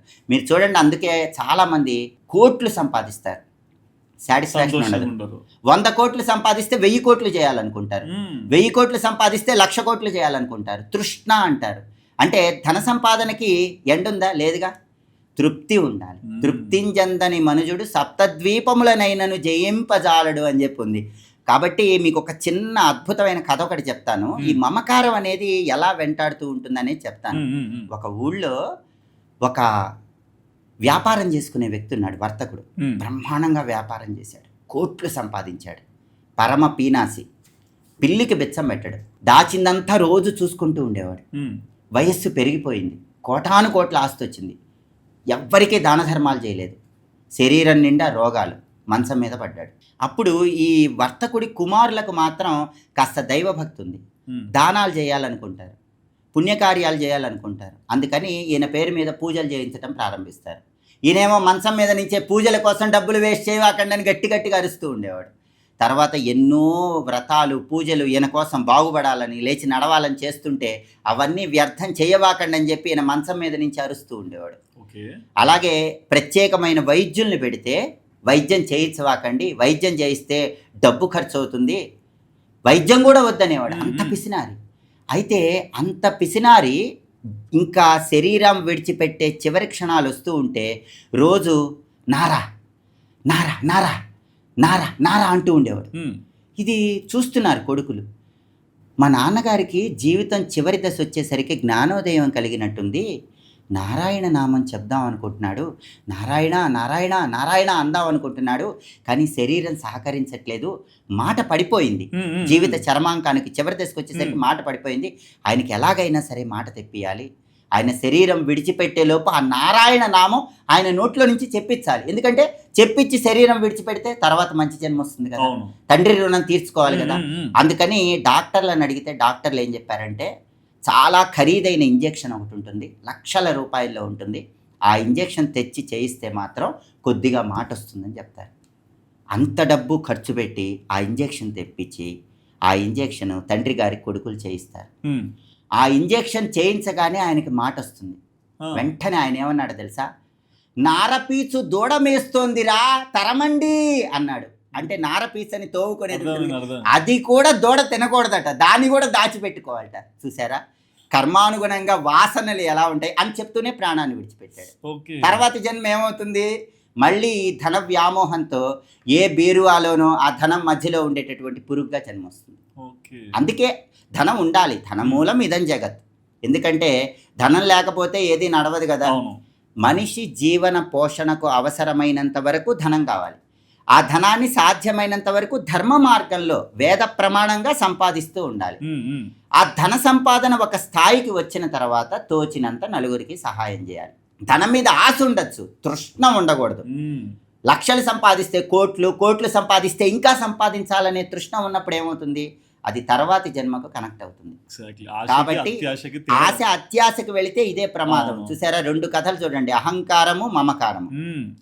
అహంకారం వల్ల ప్రాణాలు పోగొట్టుకున్నాడు, మమకారం వల్ల తర్వాతి జన్మలో మళ్ళీ ధనం మీద ఇలా ఉండే విధంగా ఒక పురుగుగా జన్మించాడు. అందుకే అన్నీ అవసరమే, కానీ అన్నీ ఎంత ఉండాలో అంత ఉండాలి.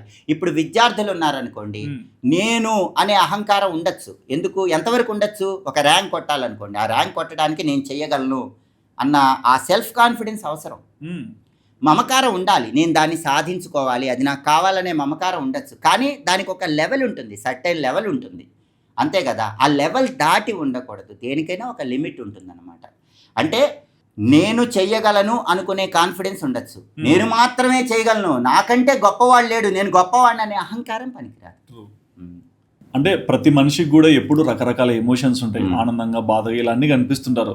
కానీ వీటి గురించి కూడా చూస్తున్నప్పుడు పంచకోశాలు అని ఒక కాన్సెప్ట్ ఉందని విన్నాను. ఈ పంచకోశాలు అంటే ఏంటి స్వామి? చాలా అద్భుతమైన ప్రశ్న వేశారు. ఇప్పుడు అసలు ఇందాక మనం రమణతత్వం గురించి మాట్లాడుకున్నాం కదా. రమణ మహర్షి చెప్పిన నేను ఎవరు, హూయామై అని మనం ఒక క్వశ్చన్ అనుకున్నాం కదా. నేనెవరో తెలుసుకోవాలంటే ఈ పంచకోశాలు దాటాలి. ఓకే. ఎందుకంటే ప్రతి మనిషిలో 2 నేనులు ఉంటారు, ప్రతి మనిషిలో 2 నేనులు ఉంటారు. అంటే మనకిప్పుడు 100 కోట్ల లాటరీ తగిలింది అనుకోండి, మన ఆనందం ఎలా ఉంటుంది, అబ్బా నాకు 100 కోట్లు లాటరీ తగిలింది, నా అంత ధనవంతులు లేడు, నేను కోటీశ్వరుని అని ఒక నేను ఇలా ఆనందంతో ఉంటే, మనిషిలో ఇంకో నేను ఇలా చూస్తూ ఉంటుంది, ఏ చలనము ఉండదు. మనకు బాగా అత్యంత ఆప్తులైన వాళ్ళు, మన హార్ట్కి బాగా దగ్గరైన వాళ్ళు చనిపోయారు అనుకోండి, నాకు కావాల్సిన వాడు ఇతను లేకపోతే నేను అస్సలు తట్టుకోలేను, నా జీవితం ఎలా గడపాలా అని మనం పడే బాధ ఉంటుంది, అది మొదటి నేను. ఇంకొక నేను ఇలా చూస్తూ ఉంటుంది లోపల. ఒక్కొక్కసారి మనం సంభ్రమాశ్చర్యాలకు లోనైపోతాం, నా నిజంగానా అలా జరిగిందా అలా అనుకునేది మొదటి నేను. రెండో నేను మాత్రం ఇలా చూస్తూ ఉంటుంది. అంటే మనం సుఖం వస్తే ఆనందపడిపోతాం, దుఃఖం వస్తే బాధపడిపోతాం, ఆశ్చర్యం అన్నీ కూడా మనలో ఉన్న మొదటి నేను పొందుతుంది. ఆ మొదటి నేనే శరీరం. రెండో నేను ఎవరంటే వీటన్నిటికీ అతీతంగా సుఖం వచ్చినా, దుఃఖం వచ్చినా, ఆశ్చర్యం వచ్చినా, ఏ భావోద్వేగం వచ్చినా ఏమాత్రం చెలించకుండా స్థితప్రజ్ఞతతో అలా ఉంటుంది. అది రెండో నేను, అదే ఆత్మ. కాబట్టి మొదటి నేనెవరు, శరీరం. రెండో నేనెవరు, ఆత్మ. మనమందరం ఏం చేస్తాం, మొదటి నేనుతో రిలేట్ అయిపోతాం. అందుకే సుఖానికి, దుఃఖానికి అన్ని ఎమోషన్లు ఫీల్ అయిపోతూ ఉంటాం. లోపల ఆత్మ ఉంటుంది, రెండో నేను ఏం ఫీల్ కాదు. ఆ రెండో నేనుతో మనం లింక్ అయ్యామనుకోండి, అప్పుడు మనకి జీవితంలో పర్మనెంట్ హ్యాపీనెస్ వస్తుంది. అంటే ఎప్పుడు ఒకే రకంగా ఉండగలం. యోగరతోవా భోగరతోవా సంగరతోవా సంగవిహీన యస్య బ్రహ్మణి రమతే చిత్తం నందతి నందతి నందత్యేవా అని చెప్పి భజగోవిందంలో శంకర్ల వారు చెప్తారు. అంటే ఆ రెండో నేనుతో ఎవరైతే రిలేట్ అవుతారో వాళ్ళు ఎప్పుడు హ్యాపీగా ఉండొచ్చు. ఈ రెండో నేనుతో ఎలా రిలేట్ అవ్వాలని చెప్పేవే పంచకోశాలు. అంటే మనిషి శరీరంలో పంచకోశాలు అని ఉంటాయి అన్నమాట. అవి ఎలా ఉంటాయంటే ఉల్లిపాయ పొరల్లా ఉంటాయి. మీరు ఉల్లిపాయ చూడండి, ఉల్లిపాయ ఒక్కొక్క పొర తీస్తాం కదా, అలాగా 5 కోశాలు ఉంటాయి. అన్నమయ కోశము, మనోమయ కోశము, ప్రాణమయ కోశము, విజ్ఞానమయ కోశము, ఆనందమయ కోశం అని ఉంటాయి. అన్నమయ కోశం అంటే ఏంటంటే బయటికి కనిపించేటటువంటి ఈ శరీరం, స్థూల శరీరం అంటారు. దీనికి చేంజెస్ ఉంటాయి. దీనికి 6 రకాలైనటువంటి చేంజెస్ ఉంటాయి. ఏంటంటే అస్థి, జాయతే, వర్ధతే, విపరిణమతే, అపక్షీయతే, వినశ్యతి. మీరు జాగ్రత్తగా గమనించండి. అస్థి అంటే ఉండటం, జాయతే అంటే పుట్టటం, వర్ధతే అంటే పెరగటం, విపరిణమత అంటే మార్పులు చెందటం, ఆ తర్వాత వినశ్యతి అంటే నశించిపోవటం, అంతేగా. ఓకే. పుడతాం, పెరుగుతాం, మార్పులు చెందుతూ ఉంటాం, చివరికి నశించిపోతాం. ఎవరు నశించిపోతారు? బయట. శరీరం నశించిపోతుంది, ఆత్మ నశించిపోతుంది, అవును, స్థూల బయట శరీరం శరీరం. నశించిపోతుంది. దాన్ని అన్నమయ కోశము అంటారు. ఓకే. ఆ తర్వాత ప్రాణమయ కోశం అని ఉంటుంది. ఉమ్. ప్రాణమయ కోశం అంటే ఈ కాళ్ళు, చేతులు, తర్వాత విసర్జన అవయవాలు, దీనికి సంబంధించిన దాన్ని ప్రాణమయ కోశము అంటారు అనమాట. ఉమ్. ఈ ప్రాణమయ కోశం ఏం చేస్తుందంటే ఈ విసర్జన పనులు, తర్వాత చేతులు, కాళ్ళు, వీటితో చేసే పనులు ఇవన్నీ కూడా చేస్తుంది. ఆ తర్వాత మనోమయ కోశం అని ఉంటుంది. ఈ మనోమయ కోశం అంటే సూక్ష్మ శరీరం. కన్ను, ముక్కు, చెవి, నాలుక, చర్మము ఇవేం పనులు చేస్తాయి? కళ్ళు చూస్తాయి కదా, అవును. ముక్కు వాసన పీలుస్తుంది, చెవులు వింటాయి. ఇదంతా కూడా ఈ మనోమయ కోశము, అంటే మనస్సుతో చేసే ఆలోచన. ఆ తర్వాత విజ్ఞానమయ కోశం అంటే ఏంటంటే కన్ను ఏదన్నా చూసిందనుకోండి, అబ్బా బాగుంటే భలే ఉందనుకుంటుంది. లేదా ఏదన్నా చూస్తున్నప్పుడు బాగాలేదనుకోండి, చిచ్చి ఏం బాగాలేదనుకుంటుంది కదా. ఆ నాలెడ్జ్ని ఇచ్చేది విజ్ఞానమయ కోశం.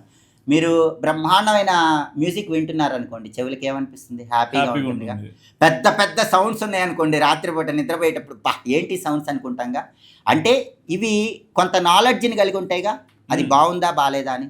అది విజ్ఞానమయ కోశం. వీటన్నిటిని దాటి ఇంకొకటి ఉంటుంది లాస్ట్ది, ఆనందమయ కోశము అని. ఈ ఆనందమయ కోశము ఏముంటుంది ఇక్కడ అంటే, ఇందాక మనం ఒక మాట అనుకున్నాం, గాఢ నిద్ర అనుకున్నాం, డీప్ స్లీప్లో ఏముంటుంది? ఏముండదు, మనం అన్నీ మర్చిపోయి నిద్రపోతూ ఉంటాం. అప్పుడు ఆత్మే ఉంటుంది, అంతేగా, ఆత్మే అన్నీ చూసుకుంటుంది. అది ఆనందమయ కోశం. దీన్ని కూడా దాటి వెళ్ళగలిగితే అప్పుడు మనం ఆత్మతో రిలేట్ అవుతాం. అందుకే వీటిని పంచకోశాలు అని వేదాంత శాస్త్రంలో చెప్తారు. అంటే పంచకోశాలు దాటడం అంటే ఏంటి? శరీరాన్ని దాటాలి, అంతేగా, కన్ను, ముక్కు, చెవి, నాలుక, చర్మం దాటాలి. వీటి ఫీలింగ్స్ దాటాలి, వీటి ఎమోషన్స్ దాటాలి. దాటడం అంటే ఏంటి? నే కన్ను కాదు, నే ముక్కు కాదు, నే చెవి కాదు, నే నాలుగు కాదు, నే చర్మం కాదు అనుకోవటం కాదు. కన్నుతో ఏం చూసినా ఒకే ఫీలింగ్, ముక్కుతో ఏ వాసన వచ్చినా ఒకే ఫీలింగ్, నోటితో ఏం తిన్నా ఒకే ఫీలింగ్, చెవులతో ఏ విన్నా ఒకే ఫీలింగ్. అది ఏ ఫీలింగు? No feeling. అసలు ఏ ఫీలింగ్ ఉండకూడదు. ఏదైనా ఏ సిచ్యుయేషన్లోనైనా ఒకే రకంగా ఉండాలి. చాలా టఫ్ కదా. సో రమణ మహర్షి గారి ఎగ్జాంపుల్ చెప్పడానికి బాగుంటుంది, ఊరికే కూర్చొని అనుకుంటే అవ్వదు. ప్రాక్టీస్ కావాలి, అభ్యాసం కావాలి. మనకి కృష్ణుడు కూడా చెప్తాడు కదా గీతలో, అర్జున, ఎవరికైనా సరే మనస్సును కంట్రోల్ చేసుకోవటం కష్టం, అభ్యాస వైరాగ్యాలతోనే పాసిబుల్ అవుతుందని. కాబట్టి నేను చెప్పినట్టు నో ఫీలింగ్ రావాలంటే గురువు ఉండాలి, ఒక ప్రాపర్ వే ఉండాలి, ఆ మార్గంలో ముందుకు వెళ్ళాలి. ఈ కోశాలు దాటితే అప్పుడు సోల్తో రిలేట్ అవ్వచ్చు అనమాట. బట్ అంటే అప్పుడు ఏం జరుగుతుందో తెలుసా? మీకు గాఢ నిద్రలో అన్నీ మర్చిపోయి నిద్రపోతూ ఉంటారు కదా, అప్పుడు మీకు ఎలా ఉంటుంది? ఏమీ తెలియదుగా. మీరు మెలకువగా ఉన్నప్పుడు కూడా అలానే ఉంటుంది. అది అసలు పాయింట్. Got it?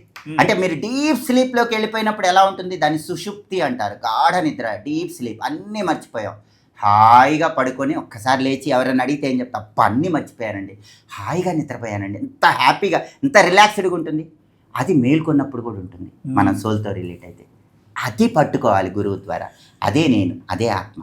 బట్ అంటే గురు ద్వారా చేయొచ్చు, బట్ ఎటర్నల్ హ్యాపీనెస్ పొందాలని ప్రతి ఒక్కరు అనుకుంటారు. బట్ కొంతమంది అంటారు కదా, మైండ్ సోల్ రెండు కనెక్ట్ అవ్వాలి అని. సో మనసుని మైండ్ కి ఎట్లా కనెక్ట్ చేయగలుగుతారు? మనసుని మైండ్ని కనెక్ట్ చేయాలంటే ఇందాక నేను చెప్పినట్టు ముందుగా వాయురోధనాత్ లీయతే మనః. అంటే వాయువును కంట్రోల్ చేస్తే మనసు కంట్రోల్ అవుతుంది. అంటే మనం ఉచ్ఛ్వాస నిశ్వాసాలు చేస్తాం కదా, మనకు ప్రాణాయామం చేస్తాం. దానిలో పూరకము, కుంభకము, రేచకము అని ఉంటాయి. పూరకం అంటే శ్వాస పీల్చడం, కుంభకం అంటే శ్వాస హోల్డ్ చేయడం, రేచకం అంటే శ్వాస వదిలిపెట్టడం. అంటే శ్వాస పీల్చి హోల్డ్ చేసి శ్వాస వదిలిపెడతాం. ఇదేగా ప్రాణాయామం. 3 స్టెప్స్: పూరకం, కుంభకం, రేచకం. కుంభకం అంటే హోల్డ్ చేస్తాం. శ్వాస హోల్డ్ చేస్తే ఏమవుతుంది? వాయువుని హోల్డ్ చేసామంటే వాయువు డైరెక్ట్లీ ప్రపోర్షనల్ టు మనసు. వాయువు హోల్డ్ అయితే మనసు హోల్డ్ అవుతుంది, మనసు హోల్డ్ అయితే థాట్ హోల్డ్ అవుతుంది. అంతా బాగానే ఉంది. ఇక్కడ మీకు డౌట్ వస్తుంది, మళ్ళీ వదిలేస్తాం, అవును, మళ్ళీ మావులే, అవును, అంతే కదా. అదే అభ్యాసం, అదే ప్రాక్టీస్ చేయాలి. అంటే ఏం చేయాలంటే రెగ్యులర్గా ఈ వాయువును కంట్రోల్ చేసుకుంటూ ఉండాలి. అలా కంట్రోల్ చేసుకుంటూ మెడిటేషన్ చేసుకుంటూ ఈ వాయువును హోల్డ్ చేసినప్పుడు, కుంభకంలో వాయువుని హోల్డ్ చేసినప్పుడు మన ఫోకస్ అంతా ముందు ఒక రూపం మీద పెట్టుకోవాలి. ఏదో రూపం, రాముడు, కృష్ణుడు, ఆ రూపం గురించి ఆలోచిస్తూ ఆ మంత్రాన్ని స్మరించుకుంటూ క్రమక్రమంగా ప్రాక్టీస్ చేస్తూ మనం మళ్ళీ రిలీజ్ చేసిన తర్వాత కూడా అదే స్టేట్ ఉండేలాగా రావాలన్నమాట. సో ప్రాణాయామం ద్వారానే అది పాసిబుల్ అవుతుంది, మామూలుగా కష్టం. అయితే అభ్యాసం బాగా ప్రాణాయామం స్టేజ్ పెంచుకుంటూ ఎక్కువసేపు హోల్డ్ చేసుకుంటూ ఒక మంత్రం మీద కానీ ఒక రూపం మీద కానీ దృష్టి కేంద్రీకృతం చేసి ముందుకెళ్ళాలి. దాన్ని అలా వెళ్తూ ఉంటే ఫైనల్గా ఏమవుతుందంటే మీరు ఎప్పుడు కూర్చున్నా కూడా మీకు ఆ రూపమే కనిపిస్తుంది, ఆ మంత్రమే కనిపిస్తుంది. దాన్ని ఏమంటారంటే సవికల్ప సమాధి స్థితి అంటారు. అంటే ఒక రూపం పెట్టుకొని ఒక మంత్రం పెట్టుకొని దాని మీదే ఫోకస్ పెట్టుకొని మనం మనసు కంట్రోల్ చేసుకోవటం. ఇంకొకటి ఉంది, గొప్ప గొప్ప వాళ్ళు, రమణ మహర్షి లాంటి వాళ్ళు చేసింది నిర్వికల్ప సమాధి స్థితి. అంటే ఆయనకి ఏ రూపం అక్కర్లా, ఏ మంత్రం అక్కర్లా, ఆయన ఎప్పుడు ఇలానే ఉంటారు. అంతే కదా. శ్వాస పీల్చినా హోల్డ్ చేసినా వదిలేసినా రమణ మహర్షి ఎప్పుడు ఒకేలా ఉండగలరు. మనం మాత్రం ఆ హోల్డింగ్లో ఆ రూపం మీద ఫోకస్ పెట్టుకుంటూ గ్రాడ్యువల్గా ఆ రూపము మంత్రము కూడా లేకపోయినా ఎప్పుడు ఒకేలా ఉండే స్టేజ్ అటైన్ అవ్వాలి. అంటే గురువు లేకపోయినా ప్రాణాయామం ద్వారా అలా చేయొచ్చు. ఓకే, బట్ అంటే నేను చిన్నప్పటి నుంచి ఒక శ్లోకం వినేవాడిని, అంటే కర్మణ్య వాధికారస్తే, అంటే పని చేయి ఫలితం ఆశించకు అని చెప్తుంటారు. అండ్ జీవితానికి కర్మకు కూడా ఇంటర్లింక్ ఉందని మీరు ముందు కూడా చెప్పారు. సో మరి దీనికి ఏమంటారు? చాలా మంచి ప్రశ్న వేశారు. అసలు కర్మలు చెయ్యకుండా ఎవరు ఉండలేరు, అంతే కదా. అవును. మనం ఊరికే కూర్చొని పార్కులో గడ్డి పీక్కుంటున్నా దాన్ని కర్మ అంటారు, కాయిక కర్మ అంటారు. అసలు కర్మలు చేయకుండా ఉండలేము. భగవద్గీతలో కృష్ణుడు కూడా చెప్పాడు, నహి కశ్చిత్ క్షణమపి జాతు తిష్ట్యతు కర్మకృత్. భగవద్గీతలో కృష్ణుడు చెప్తాడు, కర్మలు చేయకుండా ఒక్క క్షణం కూడా నువ్వు ఉండలేవు. కర్మలు చేయాల్సింది. అయితే కర్మలు ఎలా చెయ్యాలో తెలుసుకొని చేయాలి, ప్రాపర్ మెథడ్ తెలుసుకొని చేయాలి. కొంతమంది ఏంటంటే నాకేంటి, నాకేమొస్తుంది ఇలా ఆలోచిస్తారు. రైట్. ఇప్పుడు మీరు ఎక్సలెంట్ క్వశ్చన్ అడిగారు. నాకేంటి, నేను ఈ పని చేస్తే నాకేంటి, నేను ఈ పని చేస్తే నాకు బెనిఫిట్ ఉందా. కానీ కర్మలు ఎప్పుడు కూడా అలా చేయకూడదు. ఎందుకంటే రమణుల వారు ఏం చెప్పారంటే ఈశ్వరార్పితం నేచ్ఛయా కృతం చిత్తశోధకం ముక్తి సాధకం అని చెప్పారు. అంటే కర్మలు నేను చేస్తున్నానన్న భావనతో చేయకూడదు, ఈశ్వరార్పణ భావంతో చేయాలి. దానికి కారణం ఏంటి, మీకు మొదట్లో చెప్పాను, మనం పుణ్యం చేస్తే స్వర్గం వస్తుంది, అవును, పాపం చేస్తే నరకం వస్తుంది. ఏది రాకుండా మోక్షం రావాలంటే ఏం చేయాలి, మనం ఏ పని చేసినా కృష్ణార్పణం అనుకోవాలి, ఈశ్వరార్పణం అనుకోవాలి. అప్పుడు ఎవరి అకౌంట్లో పడుతుంది, దేవుడి అకౌంట్లో పడుతుంది. మనకు పుణ్యము ఉండదు, పాపము ఉండదు. అప్పుడు మళ్ళీ జన్మ రాదుగా, సైకిల్ రిపీట్ అవ్వదుగా. సో సోల్తో రిలేట్ అవ్వచ్చు, మోక్షం వస్తుంది. అందుకని కర్మలు ఎలా చేయమన్నాడంటే కర్తృత్వ భావన లేకుండా చేయమన్నాడు. అంటే నాకు ఏంటి బెనిఫిట్ అని కాకుండా ఈశ్వరుడు చేయమన్నాడు, కృష్ణుడు చేయమన్నాడు, నేను చేస్తున్నాను అన్న భావనలో చేయాలి. అయితే కర్మలు చేసేటప్పుడు కూడా మనం ఒక పని చేస్తాం, అంతేగా, ఈ పని చేసి నాకు ఫలితం రాలేదు ఇవన్నీ చెప్తూ ఉంటాం. అసలు కర్మ ఫలితాన్ని మనం ఎవరం ఆశించకు. ఎందుకు, మీకు ఒక చిన్న ఉదాహరణ చెప్తాను. ఇప్పుడు ఒక కత్తి ఉందండి, కత్తి తీసుకొని మనం ఎదుటి వ్యక్తిని పొడిచాం అనుకోండి, ఏం చేస్తారు, చనిపోతారు, మనల్ని తీసుకెళ్లి జైల్లో పెడతారు. అదే ఒక డాక్టర్ కత్తి తీసుకొని పొడిచాడు అనుకోండి, ఏం చేస్తారు, ఆపరేషన్ అంటారు, డాక్టర్కి సన్మానం చేస్తారు, పెద్ద పేరు వస్తుంది, డబ్బు వస్తుంది. కత్తి అదేగా, అవును, పొడవటం అదేగా. కానీ ఇక్కడే వచ్చింది, అక్కడే వచ్చింది. అంటే ఏంటి, కర్మ ఎప్పుడూ కూడా ఫలితాన్ని ఇవ్వదు, కర్మ వెనక ఉన్న ఉద్దేశం బట్టే ఫలితం వస్తుంది. ఒకే కత్తి కూరగాయలు కోయటానికి ఉపయోగించవచ్చు, ఒకే కొత్తి ఆపరేషన్ చేయడానికి ఉపయోగించవచ్చు, అదే కొత్తి మనిషిని కోయటానికి ఉపయోగించవచ్చు. కానీ ఒక్కొక్క సమయంలో ఒక్కొక్క రకమైనటువంటి ఫలితం. అంటే కర్మ వెనుక ఉన్న ఉద్దేశం బట్టి ఉంటుంది. ఇప్పుడు చాలామంది యజ్ఞాలు చేస్తారు, హోమాలు చేస్తారు. దశరథుడు చేశాడుగా ఉత్తరకామేష్టి యాగం, శ్రీరామచంద్రమూర్తి అవతార పురుషుడు వచ్చాడుగా, దక్షుడు కూడా చేశాడు. ఏమైంది, శివుడు వీరభద్రుడిని పంపిస్తే తలకాయ తీసేశాడు, దక్షయజ్ఞం ధ్వంసం అయిపోయిందిగా. దక్షుడు యజ్ఞం చేశాడు, అవును. దశరథ మహారాజు యజ్ఞం చేశాడు, దశరథ మహారాజు మంచి కోసం చేశాడు, అందువల్లే శ్రీరామచంద్రుడు వచ్చాడు. దక్షుడు శివుడి మీద కోపంతో చేశాడు, తలకాయ పోగొట్టుకున్నాడు. కాబట్టి ఒకే కర్మ చేసినా కర్మల వెనుక ఉన్న ఉద్దేశాన్ని బట్టి ఫలితం ఉంటుంది. మళ్ళీ ఫలితం కూడా ఎవరిస్తారు, ఈశ్వరుడు ఇస్తాడు. ఇప్పుడు కంబైన్ స్టడీస్ చేస్తాంగా ఎగ్జామ్స్కి, మీరు నేను అందరం కంబైన్ స్టడీస్ చేసాం, అందరం కూర్చుంటాంగా, కూర్చుని అందరం కూడా ఈ క్వశ్చన్స్ ఇంపార్టెంట్ అని చెప్పి అందరం అవే క్వశ్చన్స్ చదువుతాం, ఫ్రెండ్స్, బెస్ట్ ఫ్రెండ్స్, వెళ్ళి ఎగ్జామ్ రాస్తాము. మరి అందరికి ఒకే మార్కులు వస్తున్నాయా, రావట్లేదుగా. ఒక్కోసారి బాగా టాలెంట్ ఉన్నవాడికి కూడా అనుకోకుండా ఇదేంటి నేను బాగా రాస్తే తక్కువ వచ్చినాయి అనుకుంటారు. ఒక్కోసారి సరిగ్గా టాలెంట్ లేకపోయినా ఆ టైంలో మనతో పాటు కంబైన్ స్టడీస్ చేస్తున్న వాడికి ఎక్కువ మార్కులు రావచ్చు. మీరు గమనించి ఉంటారుగా, నేనైతే గమనించాను చాలాసార్లు. అంటే ఏంటి, ఒకే కర్మ నలుగురు విద్యార్థులు పరీక్షలు రాయటం అనేది చేస్తే వాళ్ళకు వచ్చే ఫలితాన్ని ఈశ్వరుడు నిర్ణయించాడు. అందుకే చెప్తారు కర్మలు ఏం చేసినా సరే నువ్వు ఫలితాన్ని ఆశించొద్దని చెప్పేది అందుకే. ఎందుకని కర్మలకు ఫలితం ఇచ్చేవాడెవడు? ఈశ్వరుడు. అందుకని ఈశ్వరార్పితం నా ఇచ్చయాకృతం. నువ్వేం చేసినా కృష్ణార్పణం శివార్పణం అనుకుంటూ కర్మ చేయాలి. అప్పుడు అది నిష్కామ కర్మ అంటారు. ఆ నిష్కామ కర్మ కూడా ఆత్మని చేరటానికి ఒక మెథడ్ అండి. మనం ఇందాక అనుకున్నాం కదా, హూయామై అని ఆత్మ దగ్గరికి వెళ్ళాలంటే మనకి 4 మార్గాలు చెప్తారు. ఒకటి కర్మ మార్గం. కర్మ మార్గం అంటే ఏంటి? చేసే పనిలోనే దేవుణ్ణి చూడు. ఆ పని ఫలితం ఆశించకు, ఎలాంటి ప్రతిఫలం లేకుండా పని చేయి, పనిలో దేవుణ్ణి చూడు, క్రమక్రమంగా నీలో ఆత్మని చేరుకో. అది కర్మ మార్గం. రెండోది భక్తి మార్గం. భక్తి మార్గం అంటే అందరు పూజలు చేస్తూ ఉంటారు కదా, పూజలు చేస్తారు, జపాలు చేస్తారు. ఇది భక్తి మార్గం. ఇలా పూజలు చేసుకుంటూ చివరగా ఆత్మ దగ్గరకు వెళ్ళు. పూజలు చేస్తే ఆత్మ దగ్గరికి ఎలా వెళ్తారు? ఇప్పుడు పూజ అంటే ఏంటి? ఒక విగ్రహం పెట్టుకుంటాం, అంతేగా? మన ఇంట్లో ఫోటోలు పెట్టుకుంటాంగా. మీరైనా నేనైనా మీ ఫేవరెట్ గాడ్ ఎవరు? లార్డ్ శివ. Very good. నా ఫేవరెట్ గాడ్ కూడా లార్డ్ శివ. సో మీరు నేను ఏం చేస్తాం? ఇంట్లో ఒక శివుడి ఫోటో కానీ శివలింగం కానీ పెట్టుకుంటాం. రోజు శివుడికి అభిషేకం చేస్తూ ఉంటాం.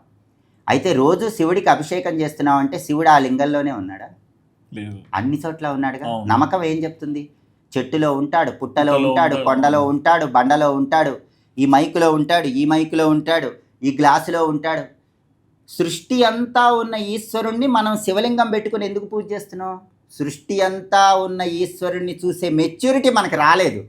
అందుకని ముందేం చేస్తామంటే ఒక శివలింగం, అచ్చా శివుడు ఇక్కడే ఉన్నాడు, ఆ శివుడికి అనేక సంవత్సరాల పాటు పూజ చేస్తాం. అనేక సంవత్సరాలు పూజ చేసి అందులోనే శివుడు ఉన్నాడన్న భావం పొందుతాం. తర్వాత క్రమంగా ఏం ఆలోచన రావాలి? అక్కడితో ఆగిపోకూడదు. నేను పెట్టుకుని పూజ చేసే శివుడి దగ్గరే శివుడు లేడు, సృష్టి అంతా ఉన్నాడని పక్కన మైకులో శివుడిని చూసే స్థితికి రావాలి. మీలో, నాలో, అందరిలో గ్లాసులో శివుడిని చూసే స్థితికి రావాలి. మరి అందరిలో ఉన్న శివుడు నాలో కూడా ఉంటాడుగా. నాలోన గలడు శివుడు, నీలోన గలడు శివుడు. ఆ చివరికి నాలో కూడా శివుడు ఉన్నాడన్న సత్యాన్ని తెలుసుకోవాలి. వెంటనే తెలుసుకోలేం. Practice makes man perfect. అందుకనే ఏం చెప్తారంటే పూజ చేసేటప్పుడు పుష్పాలు దేవుడికి వేసేటప్పుడు ఇలా వెయ్యమని ఎప్పుడు చెప్పరు, ఇలా వెయ్యమంటారు. ఇలా ఎందుకు పుష్పాలు వేయాలి? ఎదురుగా ఉన్న శివుడే కాదు, నీలో కూడా శివుడు ఉన్నాడు. నీలో ఉన్న శివుడికి చూపిస్తూ ఎదురుగా ఉన్న శివుడికి పుష్పం వేయమంటారు. అందుకే ఇలా అంటారు, త్యజేత్ అజ్ఞాన నిర్మాల్యం సోహం భావేన పూజయేత్ అని రమణ మహర్షి చెప్పారు. అంటే ఇక్కడ అక్కడ ఇద్దరు శివుడు లేరయ్యా, ఇక్కడ అక్కడ ఒకడే శివుడు ఉన్నాడు, సృష్టి అంతా శివుడు ఉన్నాడు. అంతా ఉన్న శివుడిని చూసే స్థితికి మనం ఎదగాలంటే ముందు విగ్రహం పెట్టుకో, ఫోటో పెట్టుకో, సంవత్సరాలు పూజ చేయి. ఆ తర్వాత అక్కడున్న దేవుణ్ణి అంతటా చూసే స్థితికి, నీలో కూడా ఉన్నాడన్న స్థితికి ఎదుగు అని పూజలు చెప్తాయి. అది భక్తి మార్గం. ఆ తర్వాత 3వ మార్గం రాజమార్గం. రాజమార్గం అంటే ఈ ప్రాణాయామం. ఇందాక నేను చెప్పా కదా, వాయువు కంట్రోల్ అయితే మనసు కంట్రోల్ అవుతుంది, మనసు కంట్రోల్ అయితే బుద్ధి కంట్రోల్ అవుతుంది. ఈ 2 సింక్రనైజ్ అయితే సోల్తో కనెక్ట్ అవుతాం కదా. రాజమార్గం ప్రాణాయామము, యోగా ఇలాంటి వాటి ద్వారా. ఇక 4వ మార్గం మనం ఎవరం చేయలేం. ఆది శంకరాచార్యుల వారు చేశారు, రమణ మహర్షి చేశారు. జ్ఞాన మార్గం అంటే డైరెక్ట్గా ఇవన్నీ సంబంధం లేదు, నేను ఆత్మని అని భావంలోకి వెళ్ళిపోయారు. వాళ్ళ ఫిలాసఫీ వేరు కదా. వెరీ గుడ్, కరెక్ట్గా చెప్పారు. అంటే ఏంటి, మనకైతే ఇన్ని మెథడ్స్ కావాలి. కర్మ మార్గంలోకి వెళ్ళి పనిలో దేవుణ్ణి చూసి ఫైనల్గా ఆత్మను చూడాలి, లేదా పూజలు చేసుకుంటూ అంతటా ఉన్న దేవుణ్ణి, మనలో ఉన్న దేవుణ్ణి, ఆత్మను చూడాలి, లేదా ప్రాణాయామం చేసుకుంటూ శ్వాస కంట్రోల్ చేసుకుంటూ మనస్సు బుద్ధి కంట్రోల్ చేసుకుంటూ చివరగా వెళ్ళాలి. అంటే స్టెప్ బై స్టెప్. మనమంతా కామన్ పీపుల్ కాబట్టి జగద్గురువులు ఆది శంకరాచార్యుల వారు, రమణ మహర్షి ఇలాంటి మహానుభావులు అవతార పురుషులు కదా, వాళ్ళకి అలా అక్కర్లేదు. వాళ్ళకి వెంటనే నేను ఆత్మను అనే భావం వస్తుంది అనమాట. కానీ ప్రతి ఒక్క జీవుడు కూడా దేవుని మొక్కుతారు, లేకుంటే పూజిస్తారు, ధ్యానం చేస్తారు, ఇలాంటివన్నీ జరుగుతుంటాయి. కానీ భక్తి ప్రయాణం ఒకసారి మనం గమనిస్తే పూజలు చేస్తారు, జపాలు చేస్తారు, యాగాలు చేస్తారు. వీటన్నిటిని చేయడం వల్ల ఒక మనిషి బ్రెయిన్ని ఆత్మతో కనెక్ట్ చేయగలుగుతారా? చాలా ఎక్సలెంట్ క్వశ్చన్ అడిగారు. ఇవన్నీ కూడా బ్రెయిన్ని ఆత్మతో కనెక్ట్ చేసే ప్రాసెస్లో ఉన్న స్టెప్స్ మాత్రమే. ఒక్కొక్క స్టెప్ ద్వారా బ్రెయిన్ని ఆత్మతో కనెక్ట్ చేయాలి. ఒక్కొక్క స్టెప్ ద్వారా బ్రెయిన్ని ఆత్మతో కనెక్ట్ చేయటం ఏంటి అంటే అంతఃకరణ శుద్ధి, వాటి కోసం చేస్తాం. మనకి అంతఃకరణములు అంటారు. అంటే ఏంటంటే మనస్సు, బుద్ధి, చిత్తము, అహంకారం. ఈ 4 అంతఃకరణాలు అంటారు. మనస్సు అనేది రకరకాలుగా చంచలంగా ఉంటుంది, దాన్ని స్టేబుల్ చేయాలి. అవును. బుద్ధి అనేది ఒకే మార్గంలో ఉండేలాగా అవ్వాలి. చిత్తం అంటే ఏంటంటే మనం ఒక పని అనుకున్నప్పుడు దానికి ప్లాన్ చేసుకుంటే దాన్ని చిత్తం అంటారు. ఆ ప్లాన్ ప్రాపర్గా ఉండాలి. అహంకారం అంటే నేనే చేస్తున్నాననే ఫీలింగ్ లేకుండా ఈశ్వరార్పణ భావంతో చేయాలి. మనస్సు, బుద్ధి, చిత్తము, అహంకారం వీటిని అంతఃకరణాలు అంటారు. అందుకే అంతఃకరణ శుద్ధి అంటారు. అవునా? మీరు వినుంటారు చాలా చోట్ల అంతఃకరణ శుద్ధి అని. అంతఃకరణ శుద్ధి అంటే ఏంటంటే ఆత్మను రీచ్ అయ్యే ప్రాసెస్ అన్నమాట. ఈ ప్రాసెస్లోనే పూజలు చేస్తాం, ఈ ప్రాసెస్లోనే జపాలు, ప్రాసెస్లోనే హోమాలు. వీటి ద్వారా ఏం చేయాలి అంటే మనసు అనేది స్టేబుల్గా చేసుకోవాలి, బుద్ధి అనేది కరెక్ట్గా వెళ్ళాలి, అహంకారాన్ని తగ్గించుకోవాలి, మమకారాన్ని కంట్రోల్లో ఉంచుకోవాలి. ఇది ప్రాసెస్. ఈ ప్రాసెస్లో కూడా పూజ ఉంటుంది, జపం ఉంటుంది, ధ్యానం ఉంటుంది. అంతేగా కొంతమంది పూజలు చేస్తారు, మీరు అన్నట్టు ప్రశ్న అడిగినట్లుగా పూజలు కొంతమంది చేస్తారు, కొంతమంది జపాలు చేస్తూ ఉంటారు. అంతేగా ఎప్పుడు జపమాల పట్టుకొని ఏదో ఒక మంత్రాన్ని జపించుకుంటూ ఉంటారు. కొంతమంది కొంచెం పెద్దగా చదువుతుంటారు, కొంతమంది చిన్నగా చదువుతుంటారు, కొంతమంది మనసులో చదువుకుంటారు, కొంతమంది పెదాలు గదిలిస్తూ చదువుతారు. జపం వేరులేండి, వాచికం, ఉపాంశు, మానసికం అని రకరకాలు. జపము, పూజ, ధ్యానము ఈ మూడిట్లో కూడా పూజ కంటే జపం గొప్పది, జపం కంటే ధ్యానం గొప్పది. దేనికి? ఆత్మతో రిలేట్ అవ్వటం. ఎందుకంటే పూజ చేస్తున్నప్పుడు ఎదురుగా ఉన్న విగ్రహానికో ఫోటోకో మనం పూజ చేసుకుంటాం, అష్టోత్తరం చదువుతాం, నైవేద్యం పెడతాం, హారతిస్తాం, స్వామి నా కోరికలు తీర్చు అంటాం, వెళ్ళిపోతాం. అంతేగా? తర్వాత జపం అంటే ఏంటి? ఒకే మంత్రాన్ని ఫోకస్గా, ఏకాగ్రతగా 108 సార్లు చదువుతూ ఉంటాం, 1008 సార్లు చదువుతూ ఉంటాం. జపం ద్వారా కొంతవరకు ఏకాగ్రత పెరుగుతుంది, అంతేగా ఆ మంత్రం మీద ఫోకస్ ఉంటుంది. ధ్యానం అంటే ఏంటంటే వీటన్నిటికీ అతీతంగా ఉన్నదే ధ్యానం. ధ్యానం అంటే మనము మనస్సుని కంట్రోల్లో పెట్టుకొని ఒకే రూపం మీద కానీ లేదా ఒకే వస్తువు మీద కానీ ఫోకస్డ్గా ఆలోచిస్తూ ఉంటే దాన్ని ధ్యానం అంటాం. ఈ ధ్యానం ఎలా ఉండాలి? పరీక్షిత్ మహారాజు ఉన్నాడుగా మహాభారతంలో, ఆయన వేటకు వెళ్ళినప్పుడు శమీక మహర్షి ఉంటే ఆయన్ని దాహం అవుతోంది నీళ్ళు ఇమ్మని అడిగితే ఎంతసేపటికి ఇవ్వడు. దాంతో ఆయన కోపం వచ్చి చచ్చిపోయిన పావును తీసుకొచ్చి ఆయన మెడలో వేస్తాడు. అప్పుడు కోపం వస్తేనేగా ఆ శమీక మహర్షి కుమారుడు నువ్వు 7 రోజుల్లో పాము కాటుకి బలైపోవాలి అని చెప్పేసి శాపం ఇస్తే పరీక్షిత్ మహారాజు ఒంటి స్తంభం మేడ కట్టుకొని అందులో జాగ్రత్తగా ఉంటే ఆ తర్వాత తక్షకుడు ఒక చిన్న పండు రూపంలోకి వెళ్ళి ఆ తర్వాత పండులో నుంచి బయటకు వచ్చేసి పరీక్షిత్ మహారాజుని కాటేసి చంపేస్తాడు. మరి మహర్షి కొడుకు శాపం ఇచ్చాడు కదా, దాంతో కోపం వచ్చి పరీక్షిత్ మహారాజు కొడుకు జనమేజయ మహారాజు సర్పయాగం చేశాడు. సర్పయాగంలో వేలాది సర్పాలన్నీ కూడా ఆ సర్పయాగంలో ఆహుతి అయిపోతూ ఉంటే అప్పుడు అస్తీక మహర్షి ఈ సర్పయాగాన్ని ఆపమని జనమేజయ మహారాజుకు చెప్పాడు. అంటే ఇదంతా ఎక్కడ జరిగింది? పరీక్షిత్ మహారాజు వెళ్ళినప్పుడు శమీక మహర్షి ఎంతసేపు దాహానికి నీళ్ళు అడిగినా సరే ఇవ్వకుండా ధ్యానంలోనే ఉండిపోయాడు. అంటే బయట ప్రపంచంతో సంబంధం లేకుండా ఉండటం సమాధి స్థితి అంటారు. ఆ సమాధి స్థితికి వెళ్ళాలంటే ధ్యానం ముఖ్యం అన్నమాట. కాబట్టి పూజలు కొంతవరకు, జపాలు ఇంకొంచెం హై లెవెల్, ధ్యానం అనేది బాగా హై లెవెల్. ధ్యానం ఎలా ఉండాలంటే మాట్లాడకుండా ధ్యానం చేసుకుంటూ ఉండాలి. కానీ ధ్యానం కూడా అంత ఈజీ కాదు. ఇప్పుడు మనం ఇంట్లో ధ్యానం చేసుకుందామని కూర్చుంటాం, కూర్చోగానే బయట ఏ వెహికల్ సౌండో వినిపిస్తుంది, అంతేగా? ఆ వెహికల్ సౌండ్ వింటాం. అదే వెహికల్ లేటెస్ట్ మోడల్ వెహికలా, ఆ కార్ ఏంటి, మనం కొంటే ఎలా ఉంటుంది, ఇవన్నీ మొదలవుతాయి. ఆ తర్వాత రాజకీయాల దగ్గరికి వెళ్తుంది, ఈలో పాలవాడు పాలేసాడా, ఇవన్నీ ఆలోచనలు మొదలవుతూ ఉంటాయి. అంటే మనం ధ్యానంలో ఉన్నప్పుడు కూడా వెంటనే ఆ ఏకాగ్రత అనేది రాదు, అంతేగా? స్టేబుల్గా ఉండదు, మనసు అనేది ఫ్లక్చుయేట్ అయిపోతూ ఉంటుంది. అందుకే ముందు ప్రాణాయామం ప్రాక్టీస్ చేయాలి. ప్రాణాయామం తర్వాత ధ్యానంలో జాగ్రత్తగా ధ్యానం చేసుకుంటూ ఒకే పాయింట్ మీద ఫోకస్ పెట్టుకుంటూ దేవుడి రూపం కానీ మంత్రం కానీ చేసుకుంటూ ఫైనల్గా ఏ స్టేజీ లేకుండా కంప్లీట్గా సోల్తో రిలేట్ అయ్యేలాగా ఆ మెడిటేషన్ అనేది తీవ్రతరం చేయాలి. కాబట్టి ఇవన్నీ స్టెప్స్ అన్నమాట. బట్ అంటే ఈ రోజులో మనం చూస్తున్నాం టెక్నాలజీ పెరిగిపోయింది, ప్రతి ఒక్కరు కూడా ఏంటంటే ప్రతిదానికి షార్ట్ కట్స్ వెతుక్కుంటారు కదా. ఈ హూ యామ్ ఐ అని తెలుసుకోవడానికి ఏదైనా షార్ట్ కట్ ఉందా? హూ యామ్ ఐ అని తెలుసుకోవటానికి షార్ట్ కట్ ఏం లేదు. ఎందుకంటే మీకు డాక్టర్ కోర్స్ కష్టమేగా, ఇంజనీరింగ్ కష్టమేగా, వాటన్నిటికంటే చాలా కష్టమైన కోర్స్ ఇది హూ యామ్ ఐ అనే కోర్సు. దీన్ని బ్రహ్మ విద్య అంటారు. అందుకే మీరు చూడండి, ఎవరైనా ఏదైనా చేయటం బాగా కష్టంగా ఉందంటే ఎందుకు కష్టంగా ఉంది, ఇదేమన్నా బ్రహ్మ విద్య అంటూ ఉంటారు. అంటే బ్రహ్మ విద్య ఇస్ నాట్ ఏ జోక్.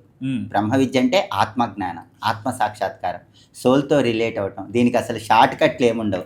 ఇందాక నేను చెప్పిన 4 మార్గాలు, కర్మ మార్గం, భక్తి మార్గం, రాజమార్గం, జ్ఞాన మార్గంతో పాటుగా మనకి సాధన చతుష్టయం అని చెప్పారు. ఓకే. అంటే ఇప్పుడు మనకి ఇంజనీరింగ్, మెడిసిన్, వీటన్నిటిని ఎలాగైతే ఒక క్వాలిఫికేషన్ ఉంటుందో, అంటే ఆ కోర్సు మనం ఎలాగైతే చేయాలో, బ్రహ్మ విద్య ఆత్మజ్ఞానం హూయామయం తెలుసుకోవాలంటే ఒక క్వాలిఫికేషన్ ఉండాలి. అవును, ఒక కోర్సే చేయాలి. డాక్టర్ కోర్సు లాగా, ఇంజనీర్ కోర్సు లాగా బ్రహ్మ విద్య ఈ హూయామయ అనే దానికి కూడా ఒక కోర్సు ఉంటుంది. సాధన చతుష్టయం. Correct, very good. సాధనా చతుష్టయము అంటారు. అంటే 4 మెథడ్స్ ఉంటాయి అన్నమాట. అవేంటంటే నిత్యానిత్య వస్తు వివేకము, శమదమాది షట్ సంపత్తి, ఇహాముత్రార్థ ఫలభోగ విరాగము, ముముక్షుత్వం అంటారు. మీకు సింపుల్గా అందరికి అర్థమయ్యే లాంగ్వేజ్లో చెప్తా. ఇవన్నీ ఏదో పెద్ద వర్డ్స్ లాగా ఉన్నాయి కదా. మొదటిది నిత్యానిత్య వస్తు వివేకం అంటే ఏంటంటే ఏది టెంపరరీ, ఏది పర్మనెంట్ అని తెలుసుకునే మార్గంలో ముందుకెళ్ళాలి. ఏది టెంపరరీ, అన్ని టెంపరరీయే, అంతే కదా. Job temporary, marriage life temporary, అసలు జీవితమే టెంపరరీ మీరు అన్నట్టు. ఏది పర్మనెంట్, సోల్ పర్మనెంట్. ముందు అజ్ఞానం రావాలి. అది నిత్య అనిత్యం, పర్మనెంట్ నాట్ పర్మనెంట్, వస్తు వివేకం. ఆ క్లారిటీ మనకు రావాలి. దాన్నే నిత్యానిత్య వస్తు వివేకం. రెండోది ఇహాముత్రార్థ ఫలభోగ విరాగం అంటారు. అంటే ఏంటంటే సింపుల్ లాంగ్వేజ్లో అందరికి అర్థమయ్యేటట్టు చెప్పాలంటే ఈ భూమి మీద ఉన్న సుఖాలకు ఆశపడకపోవటం.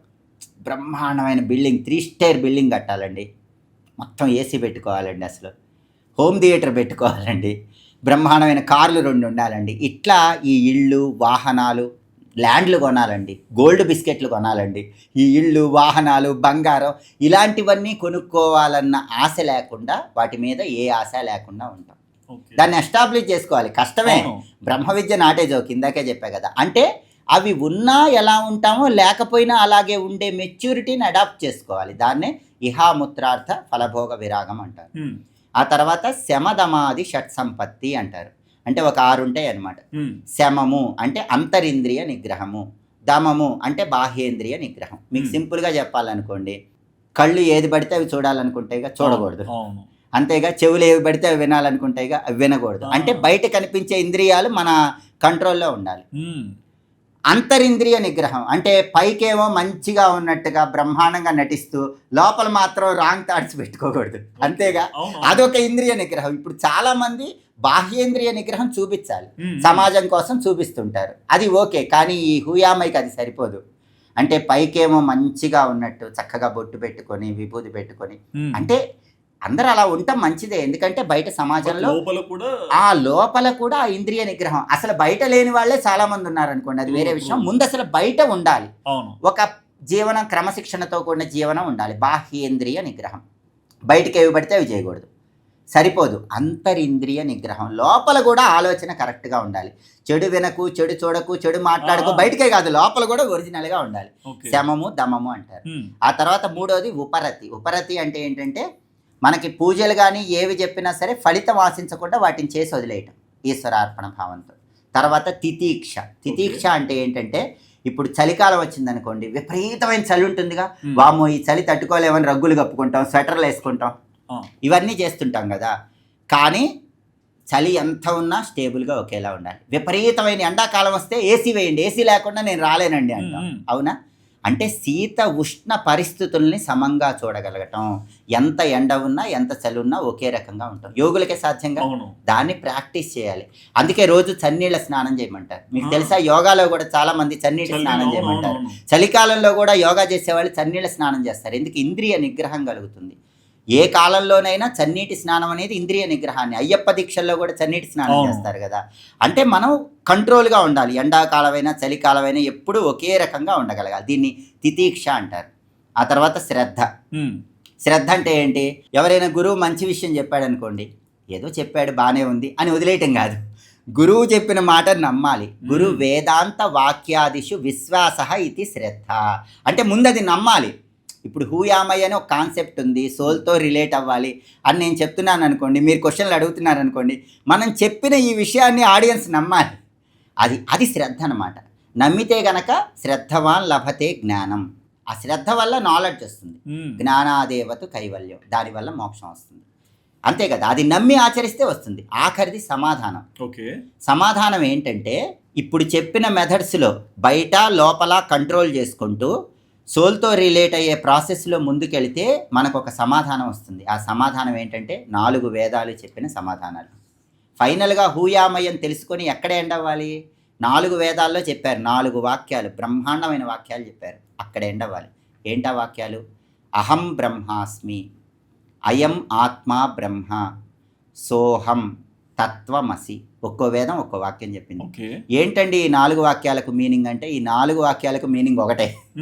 అహం బ్రహ్మాస్మి అంటే నేను బ్రహ్మని, బ్రహ్మ అంటే ఆత్మ, నేను ఆత్మస్వరూపాన్ని. అయం ఆత్మా బ్రహ్మ అంటే నేను ఆత్మని, పరబ్రహ్మస్వరూపాన్ని. సోహం, సోహం అంటే స అహం, నేను అదే. ఏంటది? ఆత్మ. సోహం అంతే కదా, స అహం నేను అది, అదంటే ఆత్మ, నేను ఆత్మని. తత్వమసి, తత్ త్వము అసి, అది నువ్వై ఉన్నావు అని అర్థం. అదంటే ఎవరు? ఆత్మే. అర్థమైందా? ఈ 4 మాటలకి ఒకటే అర్థం. అహం బ్రహ్మాస్మి అన్న, అయం ఆత్మా బ్రహ్మ అన్న, సోహం అన్న, తత్వమసి అన్న, నేను ఆత్మని అని తెలుసుకోవటం. ఈ ప్రాసెస్లో తెలుసుకోవాలన్నమాట. అలా తెలుసుకుంటే చివరిగా 4వది ముముక్షుత్వం, మోక్షం వైపు వెళ్ళచ్చు. ముముక్షుత్వం అంటే మోక్షము. మోక్షం రావాలంటే సోల్తో కనెక్ట్ అవ్వాలి. స్వామి, మనం ఏ తప్పు చేసినా ఎవరికి తెలియనప్పటికీ మనకు తెలుస్తుంది మనం తప్పు చేశామని. కొన్నిసార్లు మన ఇంటర్నల్ గా మనమే అనుకుంటాం, అరే నువ్వు తప్పు చేసావు ఈ విషయంలో అని. స్వార్థంతో దాన్ని బయటికి చెప్పలేము. బట్ లోపల అంతరాత్మ చెప్తుంది కదా, ఈ అంతరాత్మతో కనెక్షన్ ఏంటి? ఇది ఏం చెప్తుంటుంది? యాక్చువల్గా ఇక్కడ లోపల నువ్వు తప్పు చేస్తున్నావు అని చెప్పేది అంతరాత్మ అని అందరూ అంటారు, కానీ యాక్చువల్గా బుద్ధి చెప్తుంది. ఓకే. అందుకే ఎప్పుడైనా సరే మనం ఏదైనా తప్పు చేసినప్పుడు నీకు మనసు లేదా అంటారు, నీకు బుద్ధి లేదా అంటారు. అంతేగా, నీకు బుద్ధి లేదా నువ్వు ఈ తప్పు చేసావు అంటారు. అంతేగా నీకు మనసు లేదా నువ్వు ఈ తప్పు చేసావు అంటారు. అంటే మన అంతరాత్మ చెప్పే విషయం అంటే మన బుద్ధి చెప్పే విషయం. బుద్ధి చెప్తూ ఉంటుంది ఇది తప్పు ఇది ఒప్పని, కానీ బయటికి కవర్ చేస్తూ ఉంటాం. ఈ బుద్ధి గురించే మనకి కఠోపనిషత్తులో ఒక అద్భుతమైన విషయం చెప్తారు. అదేంటంటే మానవ శరీరాన్ని ఒక రథంతో కఠోపనిషత్తులో పోల్చారు. ఒక రథము, రథానికి గుర్రాలు ఉంటాయి, ఆ రథంలో ఒక సారథి ఉంటాడు, సారథి చేతిలో కళ్ళెం ఉంటుంది. గుర్రాలు ఎటువైపు వెళ్ళాలో ఎవరు నిర్ణయిస్తారు? సారథి నిర్ణయిస్తాడు. సారథి ఎలా నిర్ణయిస్తాడు? కళ్ళెం లాగుతూ నిర్ణయిస్తాడు. ఇక్కడ రథం అంటే శరీరం, ఆ గుర్రాలంటే ఇంద్రియాలు, ఆ కళ్ళెం అంటే మనస్సు, కూర్చున్న సారథి బుద్ధి, రథంలో ఉన్నవాడు ఆత్మ. ఈ విషయం కఠోపనిషత్తులో చెప్పారు. అంటే ఏంటి? మనం ఆత్మతో రిలేట్ అవ్వాలి. తప్పు చేయకూడదంటే బుద్ధి అనే సారథి ఎప్పుడు మనస్సు అనే కళ్యాణ్ణి కరెక్ట్గా తీసుకెళ్తూ ఉండాలి. అప్పుడు ఇంద్రియాలనే గుర్రాలు కరెక్ట్ మార్గంలోకి వెళతాయి. అంతే కదా, లేకపోతే రాంగ్ మార్గంలోకి వెళతాయి. ఆ కరెక్ట్ మార్గంలోకి వెళ్ళినప్పుడు ఏమవుతుందంటే మన మీద మనకు కాన్ఫిడెన్స్ అనేది పెరుగుతూ ఉంటుంది. మనం మంచి మార్గంలో వెళుతున్నప్పుడు, మన బుద్ధి అనేది కరెక్ట్గా వెళుతున్నప్పుడు మనం ఖచ్చితంగా ఆత్మతో రిలేట్ అవ్వచ్చు. కానీ దానికి చాలా ప్రాక్టీస్ ఉండాలి, కాన్ఫిడెన్స్ ఉండాలి. మీకు ఒక చిన్న కథ చెప్తాను. చెప్పండి. కళింగ పక్షి అని ఒక పక్షి ఉంటుంది.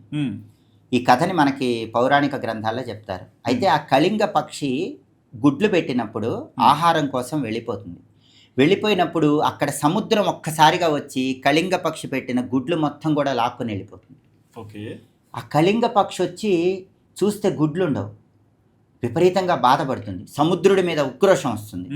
ఎలాగైనా సరే ఈ సముద్రంలో ఉన్న నీళ్లు మొత్తం లాగేసి నా గుడ్లు తీసుకోవాలని చెప్పి దృఢ సంకల్పంతో దాని ముక్కుతో సముద్రంలోకి వెళ్ళి నీళ్లు కొద్దిగా పీల్చి సముద్రం బయటకు వచ్చి ఒడ్డున నీళ్ళు వదులుతూ ఉంటుంది. మళ్ళీ నీళ్లు పీలుస్తుంది, సముద్రం బయటకు వచ్చి ఒడ్డున వదులుతూ ఉంటుంది. సముద్రపు అలలు వస్తూ ఉంటాయిగా, అలా వెనక్కి వెళ్తున్నప్పుడు అబ్బా నేను నీళ్లు చాలా బయట వదిలేశాను, అందుకే సముద్రం వెనక్కి వెళ్ళిపోతుంది అనుకుంటుంది. ఇలా గంటలు రోజులు చేస్తూనే ఉంటే త్రిలోక సంచారి నారద మహర్షి అటువైపు వస్తాడు.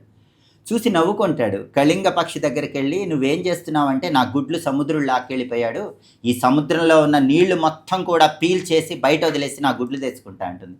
సముద్రుడు గొప్పవాడు, నువ్వు ఎప్పటికి పూర్తి చేస్తావంటే ఎన్ని యుగాలైనా సరే, ఎన్ని సూర్యోదయాలైనా సరే, ఎన్ని చంద్రోదయాలైనా సరే, ఎన్ని రోజులు సంవత్సరాలైనా సరే నా పిల్లల గుడ్లు నేను తెచ్చుకునే వరకు దీన్ని ఆపను అని చెప్పి ఆ కళింగ పక్షి నారదుడితో చెప్పేసరికి నారదుడికి ఆశ్చర్యం వేస్తుంది.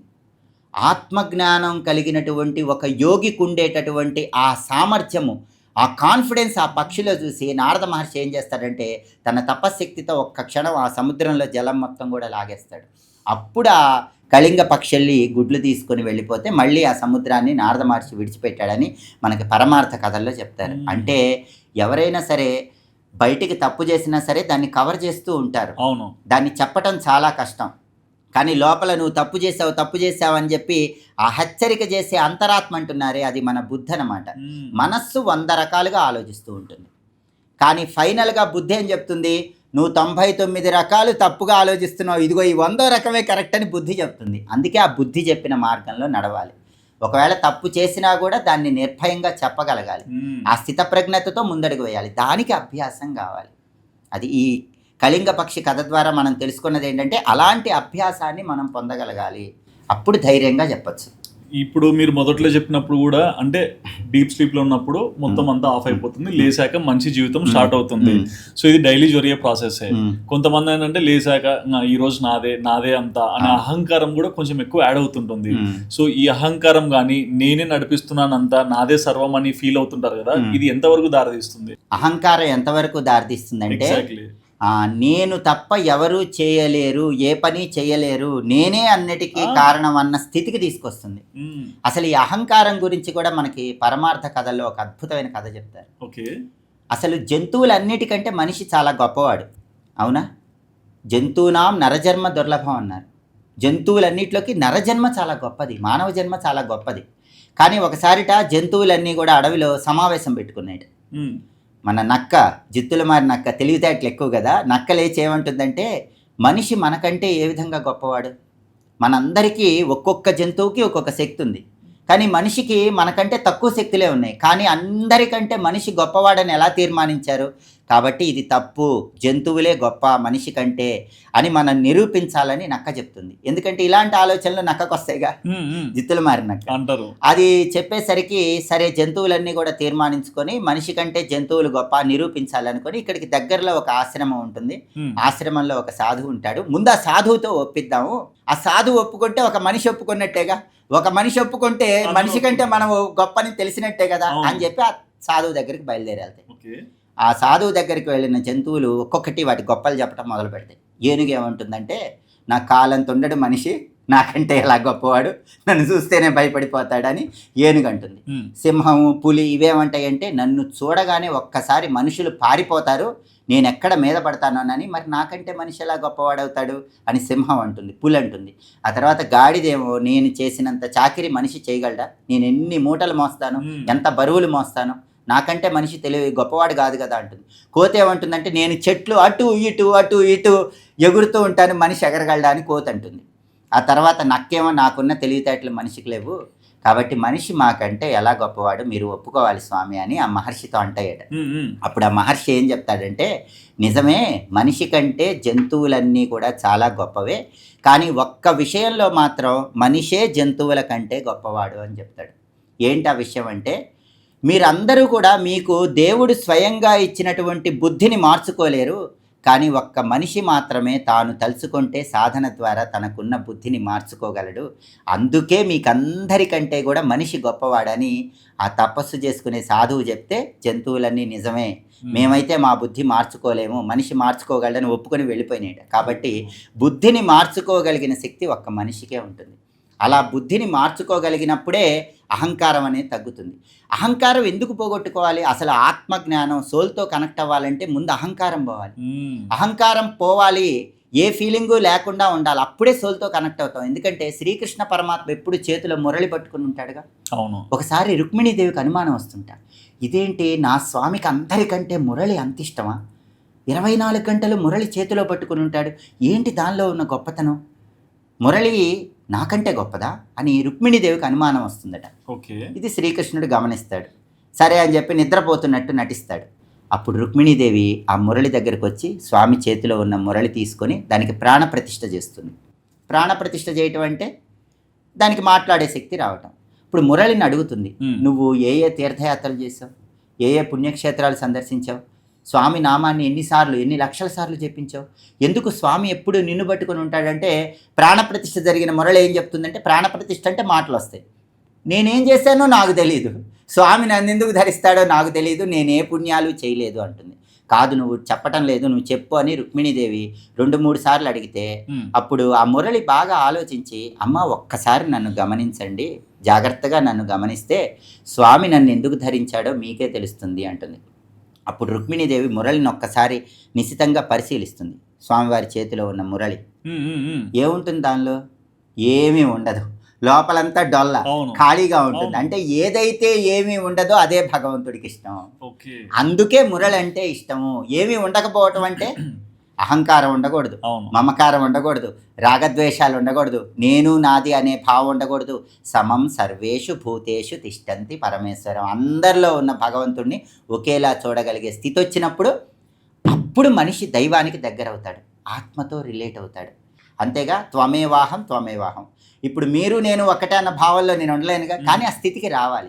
అందరూ ఒకటే, అందరిలో దేవుడు ఉన్నాడు, నాలో ఉన్న దేవుడే ఆత్మ అని తెలుసుకోవాలి. అలాంటి వాళ్ళనే దేవుడు తొందరగా అనుగ్రహిస్తాడు. ఆ స్థితికి వచ్చినప్పుడు ఆత్మ సాక్షాత్కారం వైపు కూడా తొందరగా అడుగులేయచ్చు. కాబట్టి ఆ అహంకారాన్ని మనం నియంత్రణ చేసుకోలేదనుకోండి, ఆ అహంకారం నుంచి కోపంగా మారుతుంది.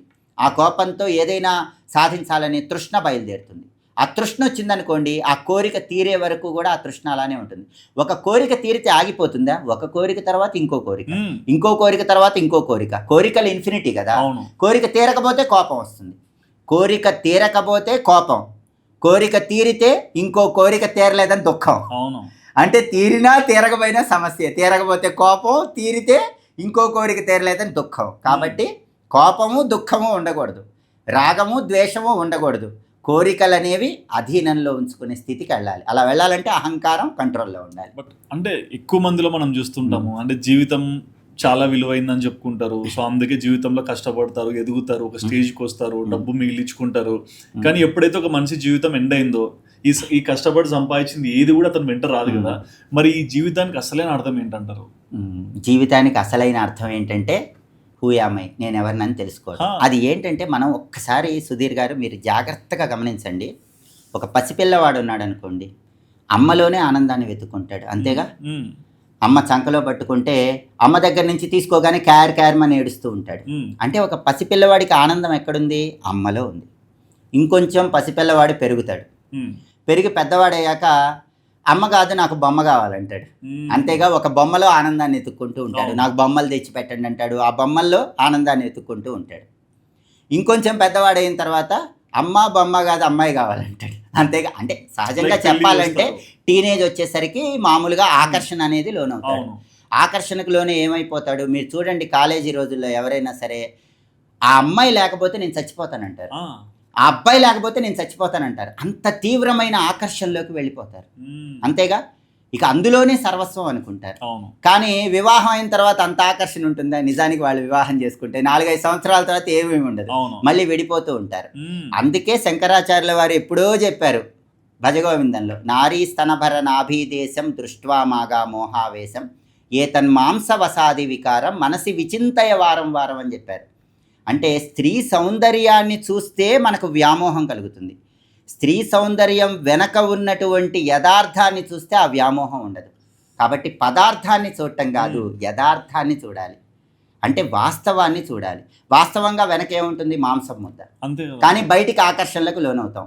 ఇప్పుడు సుధీర్ గారు, ఇప్పుడు ఈ ఉంగరం ఉందండి, మామూలుగా ఈ ఉంగరాన్ని మనం చూసామనుకోండి, గోల్డ్ ఉంగరం పెట్టుకున్నారు, బంగారపు ఉంగరం బ్రహ్మాండంగా ఉందనుకుంటాం. అంటే ఉంగరం చూడటానికి చాలా అద్భుతంగా ఉంటుంది. కానీ ఈ ఉంగరానికి మూలమైనటువంటి బంగారం ముద్ద చూసామనుకోండి, దాని మీద పెద్ద ఆకర్షణ ఉండదు. ఎప్పుడైతే బంగారం ఉంగరంగా మారిపోయిందో అప్పుడే ఆకర్షణ వస్తుంది. అంటే బంగారం రేటు ఉంది కాబట్టి ఇంట్రెస్ట్ ఉంటుంది, కానీ ఆకర్షణ ఉండదు కదా. అంటే ఎప్పుడైతే ఒక పదార్థానికి నామము రూపము వస్తున్నాయో, పేరు షేపు వస్తున్నాయో, అప్పుడు దాని మీద ఆసక్తి అనేది పెరుగుతుంది. అందుకే నామరూపాలు తీసేసి చూడాలి అంటారు. అంతేగా, ఏ వస్తువైనా నామరూపాలు తీసేసి చూస్తే మొత్తం భగవంతుడే ఉన్నాడన్న సత్యం తెలుస్తుంది. అప్పుడే మనకి ఏ వ్యక్తికైనా సేవ చేస్తాం, అందులోనే ఆనందాన్ని పొందుతూ ఉంటాం. సరే, ఆ తర్వాత ఉద్యోగం వస్తుంది. ఉద్యోగం వచ్చాక ఆనందం ఉంటుందా? ఉండదు. మళ్ళీ సాటిస్ఫాక్షన్ ఉండదు. తర్వాత ఇల్లు కట్టుకుంటాం, ఆనందం ఉండదు. అంటే ఏది పొందితే మనకి శాశ్వతమైన పరిపూర్ణమైన ఆనందం కలుగుతుందంటే ఏది పొందినా కలగదు. నామరూపాలతో ఉన్న వస్తువులు కానీ వ్యక్తులు కానీ ఏవి కూడా శాశ్వతమైన ఆనందాన్ని ఇవ్వవు. అందుకే ఎలా ఉండాలి? భజగోవిందంలో శంకరాచార్యుల వారు చెప్తారు, నళినీదళగత జలమతి తరళం తద్వజ్జీవితమతిశయ చపలం విద్దివ్యాధ్యభిమానగ్రస్తం లోకం శోకహతంచ సమస్తం. క్లియర్ స్టేట్మెంట్ ఇచ్చేశారు. తామరాకు మీద నీటి బొట్టులా ఉండండి అయ్యా, మీకు ఎందులో సాటిస్ఫాక్షన్ ఉండదు. Attachment with detachment, detachment with attachment. ఎందుకంటే విద్దివ్యాధ్యభిమానగ్రస్తం, ఇగో, అనారోగ్యాలు, మమకారాలు, లోకం శోకహతంచ సమస్తం, మొత్తం బాధేనయ్యా, ఆనందమేం లేదని మన జగద్గురువులు క్లియర్ స్టేట్మెంట్ ఇచ్చారు. అందుకే నీకు సృష్టిలో కనిపించే ఏ వస్తువులో కానీ ఏ వ్యక్తిలో కానీ శాశ్వతమైన పరిపూర్ణమైన ఆనందం ఉండదు, ఎటర్నల్ హ్యాపీనెస్ ఉండదు. ఆ ఎటర్నల్ హ్యాపీనెస్ రావాలంటే సోల్తో కనెక్ట్ అవ్వాలి, శరీర భావన విడిచిపెట్టాలి, ధ్యానం ద్వారా ఆత్మతో రిలేట్ అవ్వాలి. అలా రిలేట్ అయినప్పుడు మనకి ఏమొస్తుంది? పర్మనెంట్ హ్యాపీనెస్ వస్తుంది. ఆ పర్మనెంట్ హ్యాపీనెస్ పేరేంటో తెలుసా? సచ్చిదానందం. మీరు వినే ఉంటారు కదా, చాలా చోట్ల సచ్చిదానందం సచ్చిదానందం సచ్చిదానందం అంటారు. ఆ సచ్చిదానందం కోసం ప్రయత్నం చేయండి అంటారు. ఇప్పుడు బ్రహ్మాండంగా మీరు లైన్లోకి వచ్చారు. సచ్చిదానందం అంటే ఏంటి? జాగ్రత్తగా గమనించండి. సత్, చిత్, ఆనందం, ఈ మూడు కలిపితే వచ్చేదాన్ని సచ్చిదానందము అంటారు. సత్ అంటే ఏంటి? సత్ అంటే ఏంటంటే కాలత్రయే అపి తిష్టతి ఇది సత్ అన్నారు. అంటే మూడు కాలాల్లో ఏది ఉంటుందో అది సత్యం. ఓకే. మూడు కాలాలంటే మీరేమనుకుంటున్నారు? భూతకాలం, భవిష్యత్ కాలం, వర్తమాన కాలం అనుకుంటున్నారు. కానీ వేదాంతంలో అది కాదు. జాగ్రత్త అవస్థ ఫస్ట్లో మనం చెప్పుకున్నాం కదా, మనం మేల్కొన్నప్పుడు. స్వప్నావస్థ మనం నిద్రించేటప్పుడు. ఇంకోటి సుషుప్తి, మనం గాఢ నిద్ర, డీప్ స్లీప్లో ఉన్నప్పుడు. అవునా? మనం మేల్కొని ఉన్నప్పుడు మాట్లాడుతున్నాం అంటే ఎవరు మాట్లాడిస్తున్నారు? ఆత్మ. అవును. మనం నిద్రపోతున్నప్పుడు ప్రశాంతంగా నిద్రపోతున్నా అన్నీ పనిచేస్తున్నాయి అంటే కారణం ఎవరు? ఆత్మ. మనం డీప్ స్లీప్లోకి వెళ్ళి అన్నీ మర్చిపోయి పడుకున్నప్పుడు కూడా మనల్ని ఎవరు ప్రొటెక్ట్ చేస్తున్నారు? ఆత్మ. అంటే మేలుకొన్నప్పుడు, నిద్రపోతున్నప్పుడు, గాఢ నిద్రలో ఉన్నప్పుడు, ఈ మూడు కాలాల్లో ఏముంది? ఆత్మ. అది సత్యము, అది ట్రూత్. అందుకే సత్ అన్నారు. ఆత్మ సత్, అది ట్రూత్. చిత్, చిత్ అంటే చైతన్యం, ఎనర్జీ. ఆత్మకి ఎనర్జీ ఉండబట్టేగా ఇవన్నీ చేస్తున్నాం. అవును. ఆత్మకి ఎనర్జీ ఉంది కాబట్టి కళ్ళు చూస్తున్నాయి, చెవులు వింటున్నాయి, నోరు మాట్లాడుతోంది. ఇంద్రియాలు కన్ను, ముక్కు, చెవి, నాలుక, చర్మం. వీటి వెనక ఎవరుంటారు? మనస్సు, బుద్ధి. వీటి వెనక ఎవరుంటారు? ఆత్మ. ఈ ఆత్మ సిగ్నల్ ఇస్తే మనస్సు, బుద్ధి వర్క్ అవుతాయి. ఇవి వర్క్ అయితే కన్ను, ముక్కు, చెవి, నాలుక, చర్మం వర్క్ అవుతాయి. ఇది లూప్ అన్నమాట. కాబట్టి ఈ కన్ను, ముక్కు, చెవి, నాలుక, చర్మము వెనక మనస్సు, బుద్ధి, ఈ వెనకున్న ఆత్మ. ఈ ఆత్మకు చైతన్యం, ఎనర్జీ ఉంటుందిగా, అందుకే ఇవన్నీ పనిచేస్తున్నాయి. ఆ ఎనర్జీ చిత్, చైతన్యం. సత్, చిత్. ఆత్మ అనేది ట్రూత్, చిత్ దానికి ఒక ఎనర్జీ ఉంది. ఆ విషయం మనం తెలుసుకుంటే ఆనందం, చైతన్యం, సచ్చిదానందం. అంటే నువ్వు ఆత్మ గురించి, దాని ఎనర్జీ గురించి తెలుసుకొని దాంతో రిలేట్ అయితే నీకు వచ్చే ఆ ఎటర్నల్ పర్మనెంట్ హ్యాపీనెస్సే సచ్చిదానందం. దాన్ని పొందినప్పుడు, నువ్వు సోల్తో రిలేట్ అయినప్పుడే పర్మనెంట్ హ్యాపీనెస్ వస్తుంది. అంతేగాని ఈ సృష్టిలో ఉన్న ఏ వస్తువులో, ఏ వ్యక్తిలో నీకు పర్మనెంట్ హ్యాపీనెస్ ఉండనే ఉండదు. దాన్ని పొందమని చెప్పారు. దాన్ని పొందటంలో ఆశ అనేది మేజర్ రోల్ ప్లే చేస్తుంది. ఈ ఆశకు సంబంధించిన ఒక అద్భుతమైన కథ చెప్పి ఫైనల్ కన్క్లూజన్ చెప్తాను. చెప్పండి. ఈ ఆశ ఎలా ఉంటుందంటే, సాక్షాత్తు దేవుడే దిగొచ్చినా కూడా మనిషి ఆశను విడిచిపెట్టలేట. అంత భయంకరంగా ఆశ ఉంటుంది. ఎందుకంటే ఒకసారి నారద మహర్షి వైకుంఠానికి వెళ్తాడు. వెళ్లే ముందు ఒక గ్రామం నుంచి వెళ్తాడు. ఆ గ్రామంలో అందరూ ఎప్పుడూ కూడా విష్ణుమూర్తి గురించి ధ్యానం చేస్తూ ఉన్నారు. 24 గంటలు విష్ణు నామస్మరణ. నారద మహర్షికి చాలా ఆనందం వేసింది. వైకుంఠానికి వెళ్ళి, స్వామి భూలోకంలో ఒక గ్రామం చూశాను, అబ్బా ఏమి భక్తి స్వామి, అందరూ 24 గంటలు ఎల్లవేళలా విష్ణు నామస్మరణ చేస్తున్నారు, నువ్వు వాళ్ళకి తప్పకుండా దర్శనం ఇవ్వాలి స్వామి అంటాడు. అప్పుడు విష్ణుమూర్తి ఏమంటాడంటే, నాయన నారద, ఎంత భక్తి ఉన్నా వాళ్ళు మనుషులు, ఆశకు లోబడి ఉంటారు, వాళ్ళకి నిజమైన భక్తి ఉండదు అని చెప్తాడు. కానీ విష్ణుమూర్తి ఎంత చెప్పినా సరే, నారదుడు, నేను చూశాను స్వామి, నీ అందు అపారమైన భక్తి, 24 గంటలు నీ గురించే పూజిస్తున్నారు, నువ్వు ఒక్కసారి తప్పకుండా దర్శనం ఇవ్వు అంటే, సరే నేను ఇస్తాను, అయితే వాళ్ళని ఒక ప్రత్యేకమైనటువంటి ఏకాదశి తిథి రోజు నేను దర్శనం ఇస్తానని చెప్పు అని చెప్తాడు. అంటే ఆ గ్రామం వాళ్ళు కూడా నారద మహర్షికి ఆతిథ్యం ఇచ్చి ఎలాగైనా సరే ఒక్కసారి విష్ణుమూర్తి దర్శనం కల్పించండి అని ప్రాధేయపడతారు. ఆ గ్రామం నుంచి వెళ్ళేటప్పుడు అందరూ అడుగుతారు. సరే విష్ణు భక్తులు 24 గంటలు పూజ చేస్తున్నారు, నారద మహర్షిని కూడా ప్రార్థించారు విష్ణు దర్శనం కావాలని. సరే అని చెప్పి విష్ణుమూర్తిని ఒప్పిస్తాడు. అప్పుడు విష్ణుమూర్తి ఒక కండిషన్ పెడతాడు. ఆ కండిషన్ ఏంటంటే, ఆ గ్రామానికి 5 కిలోమీటర్ల దూరంలో తూర్పు వైపు ఒక కొండ ఉంటుంది. ఓకే. ఆ కొండ దగ్గర నేను ఫలానా ఏకాదశి రోజు ఉదయం పూట ఉంటాను, గ్రామస్తులందరినీ వచ్చి నన్ను దర్శనం చేసుకోమని చెప్పు నారద అంటాడు. సరే అని చెప్పి నారద మహర్షి ఆనందంతో ఆ గ్రామానికి వెళ్ళి ఫలానా ఏకాదశి రోజు ఉదయం పూట విష్ణుమూర్తి దర్శనం, మీ ఊరికి 5 కిలోమీటర్ల దూరంలో తూర్పు వైపు కొండ దగ్గర ఉంటాడు, పదండి అంటాడు. సరే ఆ రోజు వచ్చింది, అందరూ బయలుదేరారు గ్రామంలో వాళ్ళు. 1 కిలోమీటర్ దాటగానే విష్ణుమూర్తి మాయ వల్ల అక్కడ అన్నీ కూడా కొన్ని రాగి నాణేలు, చిల్లర నాణేలు పడేసి ఉంటాయి. చిన్న పిల్లలు, వృద్ధులు అందరూ కూడా ఇక్కడెవరు రాగి నాణేలు, చిల్లర నాణేలు పడేసుకున్నారని చెప్పి అవి ఏరుకుంటూ ఆగిపోతారు. నారద మహర్షి ఎంత చెప్పినా వినరు. ఆ తర్వాత ఇంకో కిలోమీటర్ దాటిన తర్వాత వెండి నాణేలు ఉంటాయి. అప్పుడు మిగిలిన వాళ్ళలో ఉంటారు కదా, ఆ మిగిలిన వాళ్ళలో చాలామంది యువకులు ఉంటారు. అబ్బో వెండి నాణేలంటే ఖరీదు ఎక్కువ కదా, మన జీవితం బాగుంటుంది కదా, ఇవి ఏరుకుందాం, దేవుడు అక్కడే ఉన్నాడుగా, తర్వాత వెళ్ళొచ్చులే అనే వెండి నాణేలు ఏరుకుంటూ ఆగిపోతారు. నారద మహర్షి చెప్తున్నాడు, విష్ణుమూర్తి అక్కడ ఎదురు చూస్తున్నాడు రండి అని. అయినా సరే వాళ్ళు వెండి నాణేలు ఏరుకుంటూ ఉంటారు. ఇక మిగిలిన వాళ్ళు వెళ్తూ ఉంటే 3వ కిలోమీటర్ దగ్గర బంగారపు నాణేలు గుట్టలు గుట్టలుగా పడి ఉంటాయి. అప్పుడు ఇంకా చాలా మందికి మాయ కమ్మేస్తుంది. విష్ణుమూర్తిని తర్వాత అయినా దర్శించుకోవచ్చు, ముందు ఆ బంగారు నాణ్యాలు తీసుకుందామని ఆ బంగారం తీసుకోవటం మొదలు పెడతారు. చాలా తక్కువ మంది మాత్రమే నిజమైన భక్తులు, విష్ణు భక్తులు. వాళ్ళు వెళ్తూ ఉంటే 4వ కిలోమీటర్ దగ్గర వజ్రాల రాశి కనిపిస్తుంది. ఇదంతా విష్ణు మాయ. ఇక వజ్రాలు చూసేసరికి జీవితం అద్భుతంగా మారిపోతుంది కదా, ఎంత విష్ణు భక్తున్నా సరే అదంతా కూడా మరుగున పడిపోతుంది. అందరూ అక్కడ వజ్రాల దగ్గర వజ్రాలు ఏరుకుంటూ ఉండిపోతారు. నారద మహర్షి ఎంత చెప్పినా రారు. ఒకే ఒక్క భక్తుడు మాత్రం స్వామికి ఆలస్యం అవుతుందేమో, పదండి నారద అని 5వ కిలోమీటర్ దగ్గర ఉన్న విష్ణుమూర్తి దగ్గరికి వెళ్ళి విష్ణుమూర్తిని దర్శించుకుంటే ఆ భక్తుడికి విష్ణుమూర్తి మోక్షం ఇచ్చాడని పరమార్థ కథల్లో చెప్తారు.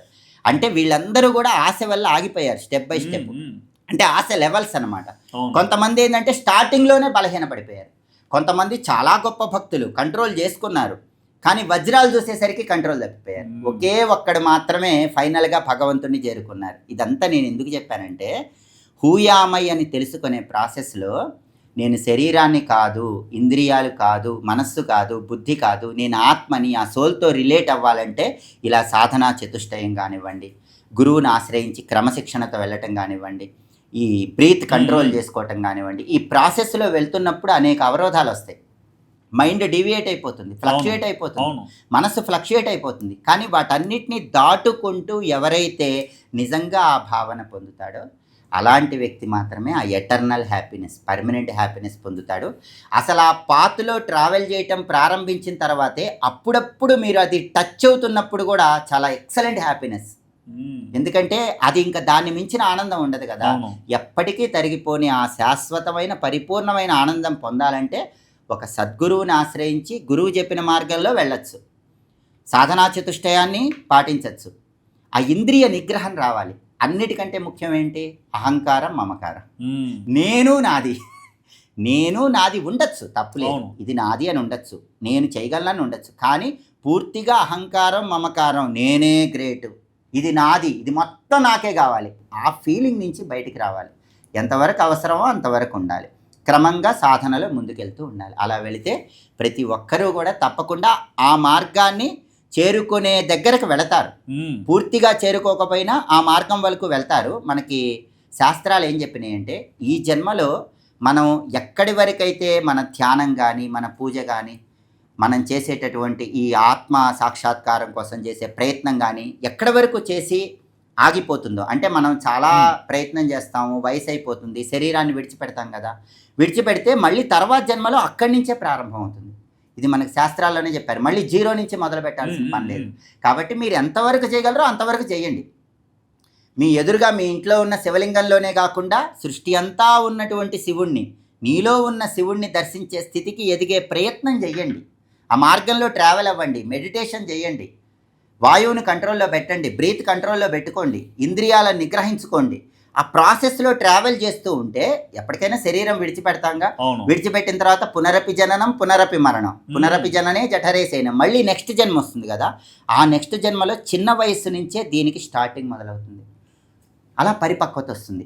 అలా ఎన్నో జన్మలు చేసిన తర్వాతే కదా ఒక రమణ మహర్షి లేకపోతే ఇంకో గొప్ప గొప్ప వాళ్ళందరూ వచ్చింది. అంటే వాళ్ళకి అది ఆఖరి జన్మ. కాబట్టి మనం ఆ ఆఖరి జన్మ ఎప్పుడు వస్తే అప్పుడు ఖచ్చితంగా ఆత్మసాక్షాత్కారం పొందుతాం, మోక్షం పొందుతాం, తరింపబడతాం. అదే మానవ జీవన పరమార్థం.